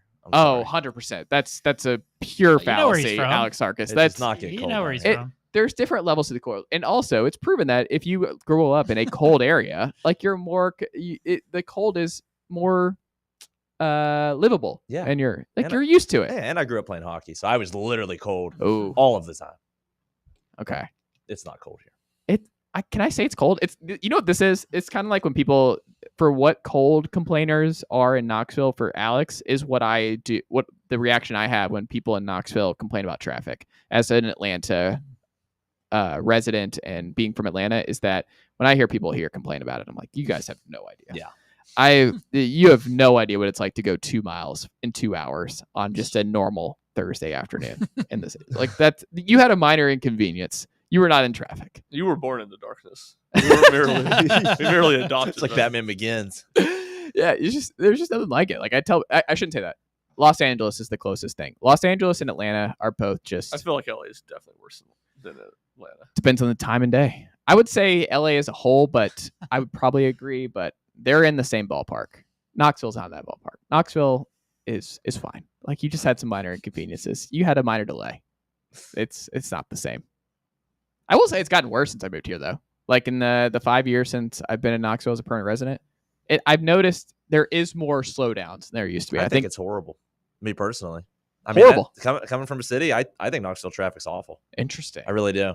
I don't know. Did you grow up like in Pittsburgh city limits? I'm like 2 miles. I went to high school in the city, so I drove to the city every morning. So I'm used to city traffic, and Knoxville is honestly, it's close. Yeah. But Pittsburgh's a small city too, so I don't know. Okay. Do you like Pittsburgh? Oh, Good I town. love it. Never been to Pittsburgh. Oh, I love it. Yeah. Okay. There you go. Big Pittsburgh guy. I like Huge, Pittsburgh. man. The 48 hours I spent there. I Why, like Pittsburgh. why were you there? Oh, for Pitt, Tennessee. Pitt game, yeah. That's right. There you go. Heather Danich, though, putting Tennessee in there. I mean, Alex, when you see that and you see the schedule, it doesn't feel like an overreaction to me. No, I don't think it's an overreaction. I mean, I don't think I would have them in there because I agree with you. I don't know if they'll win any of those coin flip games. Like, Florida feels so far away right now. I think they're going to get boat raced by Georgia, and Alabama's a tough game to win on the road. So, I mean, and like you said, but if they win one of those games, I think, they're in. So we'll see. I mean, I think I actually wrote an article on this. I think the best chance they have to win one of those games, I almost want to say Alabama, because I don't like the Florida. I don't like them going to Florida. We'll see, we'll see what Alabama is and we'll see what Florida is, but I think the best chance they have of winning is when they go to Alabama. I still think it's Florida. I think there's a chance that Florida, because if DJ Lagway's hurt, I mean, they absolutely have a chance of beating Florida. No, totally. If Lagway's out, but and what kind of season they're at? Yeah. Like if they're 3-7 or whatever it is at that point, because they're scheduled from hell and they're just beat. Yeah, I could see it, like a quitting situation. They're 2-7 the rest of the way. I sure hope Tennessee can win that game. Yeah, but let's remember the Harris game and Treon Harris and company. Like, Tennessee's lost a whole heck of a lot of games they should have won. But those were also earlier in the season. True. So I don't know. I do think Georgia, they're getting at a terrible time. Florida, they're getting potentially at a fantastic time. And before the year, I predicted Florida was the one. If Heupel was going to win one of these games for the first time in forever, Florida, to me, I mean, the last time he won there was in December. So to me, that one feels the most accurate, but still a long way to get to Florida. Part of me, like, this is, I know fans and company will not like this, but there is a part of me, Alex, that I look at this and I'm like, do we load manage against Georgia? We're like, we're not. Absolutely. We can't. We just can't give up a bunch more injuries and like try and go all out for this one. Or you're talking about injuries on these other teams. We're talking about one game in and we're already like, what do we do? Like, we're so decimated. It's like, hey, Jermad, Ricky, Jackson, David, everybody else, if you're a little dinged up, we need you later on in the year. Like, this is probably the hardest for us to win outright of the three. Like, let's just unless somehow you get in a shootout and Aguilar's that guy. Maybe in the first quarter, like it's like Bama game all over again. Yeah, if it's halftime and it's a game, you're like, all right, let's go for it more. But let's be cautious on the reps. Go for the it snaps. more. Pedal would be down for me if it's halftime and you got a game.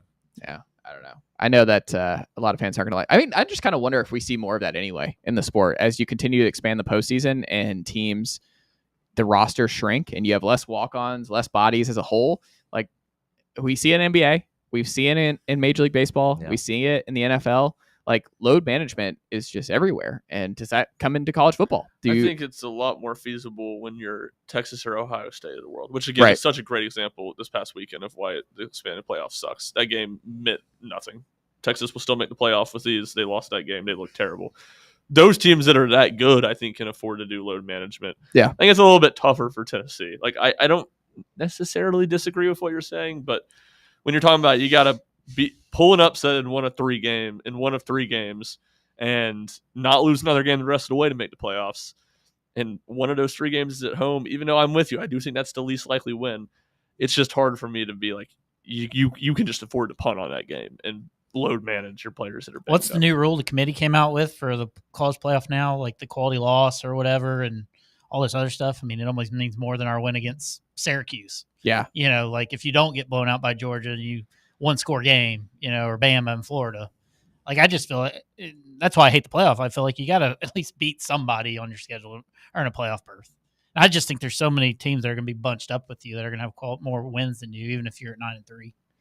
Yeah, I think there's a lot of teams still ahead of us, even if we were to get one of those upsets. Well, here's something that's positive. So the numbers still really like Tennessee. So FPI has Tennessee. They moved up. They're at 8th right now. Their projected win-loss is 9.5 and 2.7. So they have Tennessee potentially at 10-2, 9-3. There's more in that category, and that is the fourth best FPI in the SEC. So if you have 4 SEC teams, right now FPI has Texas, Georgia, Ole Miss, and Tennessee as the top 4 with their metrics through 1 week. And then S&P Plus, Bill Connolly's ESPN projections, he has Tennessee. They moved up 4 spots to number 8 overall. But what's interesting is Tennessee's offense went from 33 to 18 or to 24 in 1 week. The defense, as much as we complained about what we saw from defense, they only dropped 2 spots. So they're at number 6 in S&P Plus defense. They opened the year at number 4. So slight step back, but still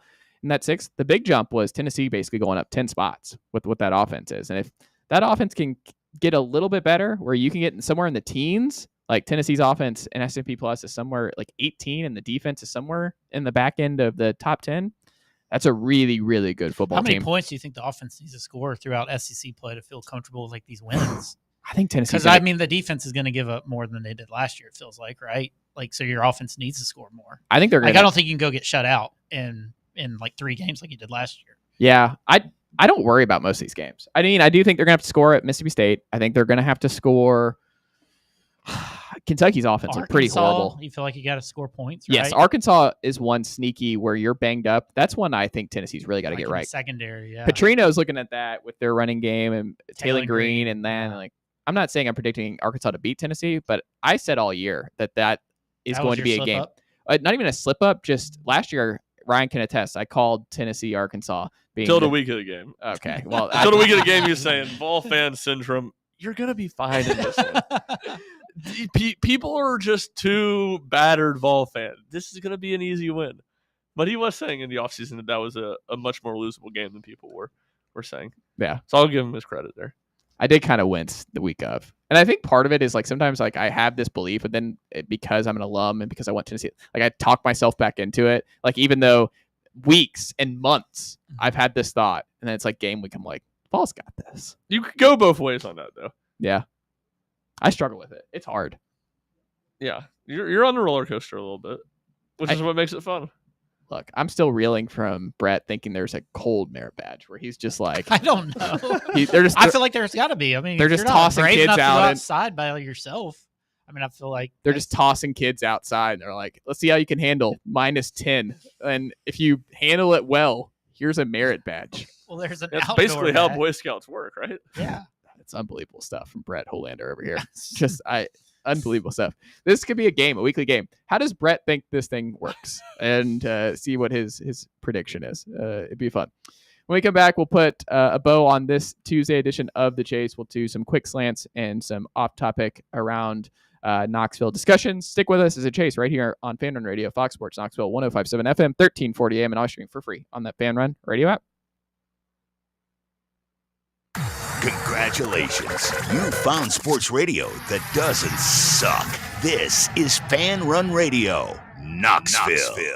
Hey, folks, if you're in need of a lawyer, you need to call my friend Jerry Givens. I've known Jerry since high school and can personally vouch for him. He's East Tennessee through and through, and if you're going through a divorce, bankruptcy, or a DUI case, you'll need someone you can trust on your side to help you navigate the local legal system. You can trust Jerry Givens. Call the law offices of Jerry Givens today at 865-801-9250 to schedule your free consultation. That's 801-9250. Barley's has live music on weekends, general team trivia on Wednesday nights at 8 p.m., and now live sports trivia courtesy of the Knoxville Trivia Guys every Thursday night upstairs. The game starts at 7 p.m. and is free to play for everyone, so head on down to the Old City and show off your sports knowledge and win gift cards to Barley's. Use those gift cards to buy some delicious food and drinks, and you can take it all in with their wide selection of TVs and indoor projectors. Barley's Tap Room and Pizzeria. Running a business, coaching a team, planning your next big event, you need more than just gear. You need SM Athletics and Logo Solutions. Custom uniforms, branded apparel, promotional products, done right, done fast, and built to show off your brand with pride. From local businesses to high schools to major universities, SM Athletics is trusted by winners. Get real service, get real quality, get noticed. SM Athletics and Logo Solutions, where your brand comes to life. Visit smathletics.com and let's build something great together. It's football time at Tennessee, so crack open a cold beer that doesn't fumble the flavor. Garage Beer is 100% beer-flavored beer. No gimmicks, just cold beer. Built for bonfires, backyards, and beating Bama. Garage Beer is proud to be brewed right here in the Volunteer State. So pick up a 12-pack today and look for the drive celebrating Football Fridays at select Garage Beer headquarters around town this fall. American-owned, Tennessee-brewed Garage Beer. 100% beer-flavored beer. Are you tired of trying to squeeze your dental appointments in on your lunch break or before you go to work? Here at Knoxville Smiles, we're all about making going to the dentist easier. That's why we're now open until 7 p.m. on Tuesdays and Thursdays. To take advantage of our new evening hours, make your appointment now at knoxvillesmiles.com or just call us at 865-539-1776. Smile brighter with Knoxville Smiles. Hey, football fans, this is Stats. And this is the Sheik, and together we are the Cover Boys, and we cover college football like no one else. Each week, we preview all the big games in college football, and we may not tell you who's going to win, but we'll tell you who's going to cover. Our patented right sides are clicking at 66% against the spread all time. So join us right here every Friday evening at 8 for the Cover Boys on the official voice of Tennessee fans, Fan Run Radio. And enjoy the winners, everyone.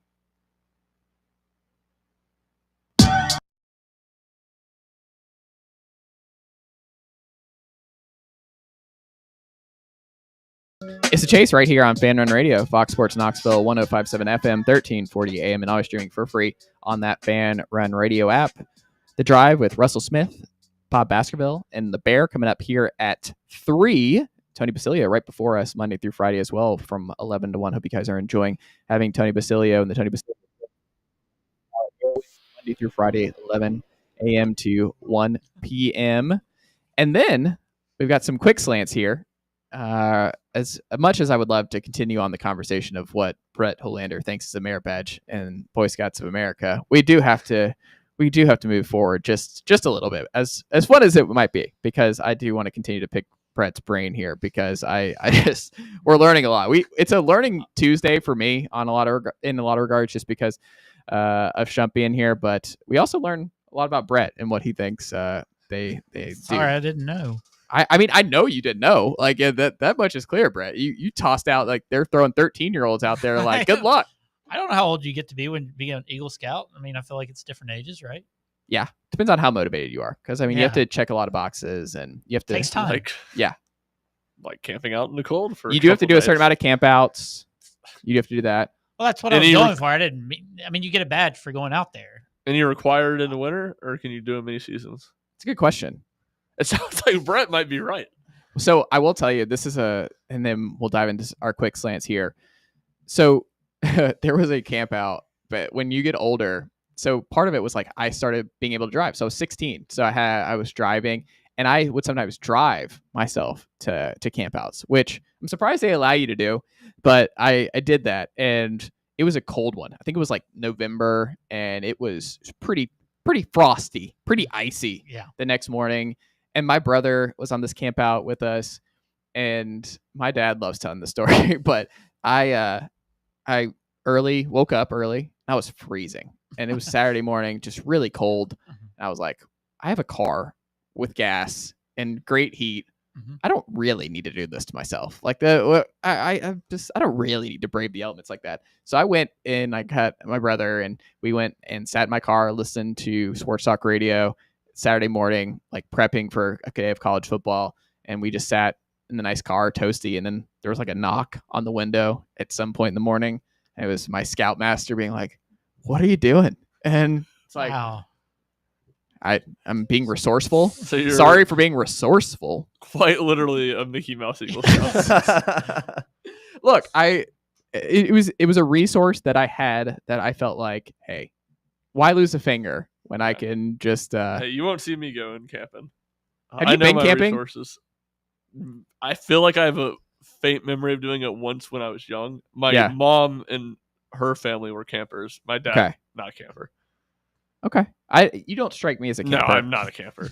I think it's miserable. Like, Ryan's out. Like if we had a doomsday situation, like Yeah. we watched a movie called 40 Acres over the weekend. It's a great film. Came out this past year, but in a apocalyptic situation, Ryan's gone very, very quickly. Yeah, There's absolutely. just not a world where I'm surviving. And I'm also taking a stand against the robots. So when they eventually come and take over the earth, I'll be dead quickly. I'll be one of the first to take out because it's something I stand against.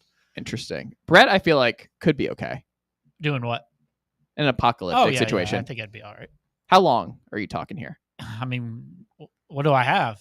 Like, am I just what's defenseless, the threat? I guess. Yeah. What's the threat? True. Like, There's a do lot I that have goes a into weapon? this. I mean, yeah.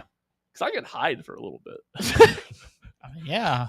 I could I'm not gonna go run through these things like this, you know. I could be a coward for a little bit if that can help me survive, but when I had to be courageous and start fighting. I mean, are we talking I can just juice up like Brad Pitt did in the World War Z?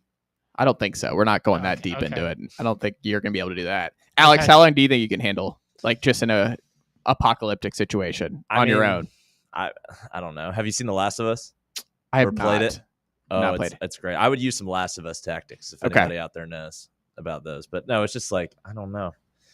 I feel like I'd be okay. I think I value myself as a tougher guy. Okay. You know, I wouldn't be running out leading the charge, but you know, Well, you don't want to be that either. You're going down quick in that one. I could hold my own. Okay. I think. If I got a nice group of guys around me, get the boys around me, get some get some bats, put some barbed wire around me. This is firing me up. You know? So you're like a bishop on a chessboard. Yeah. Like you're like, I don't need to be a pawn. I don't need to be the king, queen, that kind of deal. I'm a bishop. I'm a solid rotation Glue guy. Glue Yeah. guy. Yeah, you're a glue guy. That was my whole athletic career. I was a glue guy. I was a locker room guy. Those are great to have. I was a third line center. If anyone for Yeah. hockey, that was my role. But you loved it. Oh, I loved it. You had the personality for it. Yeah, I was always the guy. I was the pregame speech guy in the locker room. It was just Interesting. Yeah, it was just what I did. Pre-game speech guy. Yeah. So we need to get some pre-game speeches on this very program. Like Yeah. game week. I can contribute. Like there you go. I love it. I don't know. I don't. Here's me being married. I think Sam. So she's very different than me in this way. So I think Sam would keep me alive longer. Like Sam and I would be a good combination because Sam has got she'd be able to handle herself longer than me, Al, and I think she'd keep me alive longer than I would need to. But yeah, no, it's pretty great. We'd be a good tandem because I'm the one who's like looking at like, hey, don't do that because like there's the Smoky Mountains where there's certain flowers you just can't eat because it will kill you. Like there's certain things you just can't. So I'm just like, no, let's not do that. And Sam might just pick a berry off and we're toast. So I gotta like be the one to be like, no. Here's where the Boy Scout stuff steps in. We're like, we're gonna avoid that. We're not gonna do that. But we'll be wearing our male boots. We'll last pretty long. We'll stay dry. It's a big part of surviving apocalyptic conditions. Staying dry. Absolutely. That is true. Yeah. You don't want blisters early on in the process. That makes you're already It's the least in of your concerns in those situations. 100%. If I get blisters, might as well go and lay out, let them take me out. I don't live in a world of blisters. Blisters are the worst, though. And blisters, it's tough break because in this situation, you don't have anything to cover them up or anything like that. Gosh. Be terrible. Not a blister guy. Quick slants as we go around the room here, Ryan Schumpert. 1, 2, and 3. Rapid fire here. Number 1, do you like the Ryder Cup team, the U.S.? Yeah, overall. Okay. Given where they were at, I think Keegan Bradley probably shouldn't have played, but he should have removed himself from consideration. / never been named the captain to begin with, so he could play. They'd be better off if he was playing, but in his current capacity as captain, he probably shouldn't be doing both. Do y'all like the Ryder Cup team? I do. Okay. Yeah. Keegan should have played. Keegan's got to play. I think they only picked him as captains because what happened to him 2 years ago. Yeah. They did. Yeah. You know. Yeah. And he said it, but he did say he was only going to play if he only made it on points, and he didn't make it on points. So he's playing beyond what Morikawa is playing right now. No doubt. After he won in June, if he would have been like, all right, I'm not captain. Someone else is stepping up. I'm not captain anymore. They would have 100% taken him solely because of that, and they would have been better off. But I'm a big fan. What's the Moneyball line? Don't when your opponent's making a mistake, don't stop them. Yeah. The Europe Ryder Cup team wanted him to play badly. they were doing everything they could to change the rules. Say, yeah, go ahead and play. If you want to be captain and play, we're not going to stop you. That'd been history. That tells me that he should not have been captain while playing. He should not have been a playing captain, I should say. What do you think, Alex? Yeah, I mean, I agree. I think it's like, I don't think they're going to win, but I think, I've really gotten into golf this past year. Whole summer, I played a lot of golf. Been watching Bryson on YouTube a ton. YouTube golf is all I do in my free time. It's kind of a problem. Interesting. So yeah, I mean, no, I'm excited. This is be the first one that I actually get to watch. I've literally never been into golf before this. Okay. So Have you golfed with Caleb? I've heard he's aggressive. Yeah, on the course. yeah. You know what? Last time we went, Caleb did not play well. He probably hates me for saying that on live radio, but he did not play well. Well, Sylvia's got a cannon, right? From what we've heard, like Sylvia can launch balls. He's a Happy Gilmore type guy. Yeah. Yes, he does. He also uses a chipper putter. For long range, which helps raise his floor a little bit because his short game's pretty bad. Wedge game to like 60 yards is pretty bad. But Jack's the best of the group, right? I've played with Jack. You have? Yeah. Is he pretty good? Yeah. Okay. I've heard you're pretty good, Shumpert. Yeah, I would say I am better than Jack, but I play more than Jack. So like, if Jack played as much as me, he would be better. I've never played with Shumpert yet, so we gotta make that happen. Yeah, we do. Yeah. Add Alex into the mix here. Yeah. It was crazy. Jack was in town a couple weekends ago and we played. And Does Butler play? Rick? Occasionally, but not much. I think the wedding this summer has led to him playing less golf. You got to make different choices, man. It's part of the deal. You got to what gets cut. But we played when Jack was in town a couple weekends ago, and Jack hadn't played in like a month, and he made like 3 or 4 birdies. Now I still beat him by like 7 or 8 strokes because he just had some blow up holes to begin with. But like when he gets it going, he's good. He's talented. Okay, Brett, do you still play? Not as much as I used to. No. Yeah. Okay. So I mean, you're playing a bunch of soccer though. I mean, yeah. I mean, even that's been cut into, stuff like that. So oh no, don't get as much as I'm around the game a lot, so I still have to get that. But as far as recreational play, it's tough these days. So not to brag, but I get 10,000 steps a day.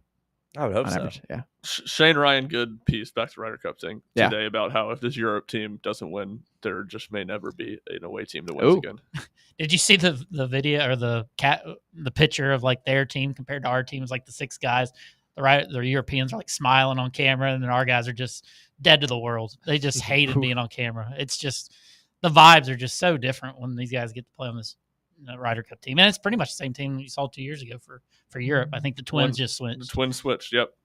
One twin out, one twin in. Going back to Keegan, like he literally just has to play on Sunday. Like he could captain most of it and then just play on his singles on Sunday, and it wouldn't be anything. He could like lead off on Sunday and then be there for the rest of the matches if he really wanted to. That's fair. Next up on our quick slants, Buc-ee's on a road trip, overrated or underrated stop? Ryan Shumpert. Yeah, it's a tough one. I would say properly rated. The combo that I like a lot at Buc-ee's is the being able to get gas and food at the same place. Now, if the line is backed up down the interstate, I don't care. I'm not stopping for it. But I like the combination of being able to get food, gas, use the bathroom, nice bathroom, all in one. Can I make this is a really embarrassing revelation here, but we're all friends here. I pulled over. I was almost out of gas this weekend, so I stopped at a Kroger and filled up, but they were out of premium unleaded, which is what I put in my car. And I've been doing that for so long. I know you obviously you can't put diesel in, or like you got to drain it. Like you can't accidentally, like that's a problem. But I there was a part of me that like I spent 35 seconds Googling if I could put back in the basic unleaded after using premium for so long, and if it would mess up my car. Like I would actually like hurt my car. Question. What'd you find out? It's fine. Okay. Yeah. So it was fine, but I did spend time, and I was like, "Is this an embarrassing thing to Google?" I'm not a car guy, so that was what I would have guessed. Done the same thing. Okay, that makes me feel better because I was like, "Okay, I don't really know what to do here, but I can't really go to another spot because I really actually need to get gas here. So we're gonna try it out." And that was one my dad's a big car guy. I didn't want to ask my dad that one. That wouldn't be an embarrassing call to make. That'd be like, "Hey, Dad, question." Did you drive to just find a Kroger? It seems kind of strange. You were about to run out of gas, but the only thing was a Kroger to stop at. That's why I usually stop. I use my points. I know, but if you were like low on gas, I mean, you were trying to get to the Kroger to get gas? Yes. Okay. Yeah. I think Buc-ee's, it's a lot. I have to be in the mood. Like, when I like Buc-ee's stopping is like if I'm going back home to Atlanta for Christmas or Thanksgiving. Like Christmas presents? Not even Christmas presents. It's just the people. It's great people It's a watching. vibe. Yeah, it's just everyone's like Gotta get your picture with stressed the out beaver. and like there's just so much going on. It's kind of wild, and you're just seeing so much happen. And it's just people from all over the country driving through to go see family, and everyone's stressed out. Everyone's got presents. Everyone's trying to be like, please everybody, trying to get like, there's some people getting barbecues, some people getting ices. And it's just, I don't know. It's just, I enjoy like the Christmas vacation type vibe at Buc-ee's when the holidays roll around. So I like stopping there during holiday season. I think you're on the same page, Alex. No, my favorite is when those senior tour buses, have you ever seen Oh. those? They'll roll up and Yeah. they'll park right outside the door. Yeah. When I've been in there when there's like 3 of them there, and I gotta like Euro step around this whole Buc-ee's because it's you can't move. I couldn't imagine that's got to be a crazy job to work at, by the way. Oh, yeah. Like crazy. Of that vein, demoralizing moment for me. Oh, no. Sometime in the last year where it was that situation. I don't even know if it didn't even seem like seniors. They seemed more like younger high schoolers. And I'm checking out at Buc-ee's, and woman's like, "Are you with the group?" And I'm like, "I'm 25 years old." Do I really look that young? And she was like, "Yeah, you do." It's tough. I mean, that's good. You want to look young for as long as you possibly can, man. Because once you go the other way, there's no going back. Like once being, and I say this kind of tongue in cheek, a grown man and someone confusing you for a freshman in high school. Well, I got that one's tough. I mean, I got that. Like it was I got that with the backpack. That's part of the reason I went away from backpack in college, was being 5'10", 130 with Jan Sport. You didn't wear a backpack in college? No. I did the what was it called? Messenger bag? Wow. Okay. Noah Taylor, messenger bag guy. Who? Noah Taylor. Oh yeah. Yeah, messenger bags are great. But yeah. Interesting. Great for the laptop, but yeah, I made that adjustment. It makes it, for whatever reason, I feel like it made me look a little bit older. I could see that. But final one here. Do you think the Tennessee Titans win the AFC South, Ryan Shumpert? No, Titans are terrible. Okay. Are we sure? Are you just doing this reverse jinx? No, they actually have a very bad team. Okay. My best case scenario for the season has already taken a massive hit, which you're thinking, how could your best case scenario for the season take a massive hit? The season hasn't started yet. My best case scenario for the season was the Titans get the first pick in the draft again. Exactly. And we hold the rights to Arch Manning over everybody's head for a king's ransom. Unfortunately, Arch Manning looked terrible. So, that's kind of a problem, but we'll see. I think high pick and being able to sell for whoever needs a quarterback is probably the best case scenario, because this team's not winning more than 5 games. It's not a good roster. Do you agree, Brett? They'll be better just because they have Cam Ward. But yeah, they're not. And it's sad because the division's not great. No. I mean, they're probably finishing last. The roster besides quarterback is, I'll stop. I think the O-line's better. The defense was I think number it's still 2 in the worse. league last year. I think the defense is going to be significantly worse this year. Really? Yes, Okay. I do. All right. Well, that'll do you it. think they're going to win? No. Okay. I was wondering I don't why even this was know on who. the You're the sheet. Falcons. Well, because I saw there was yeah. some sneaky buzz. Like I read You a think piece this Penix will morning. be better in Ward this year? He should be. He didn't really play that much last year.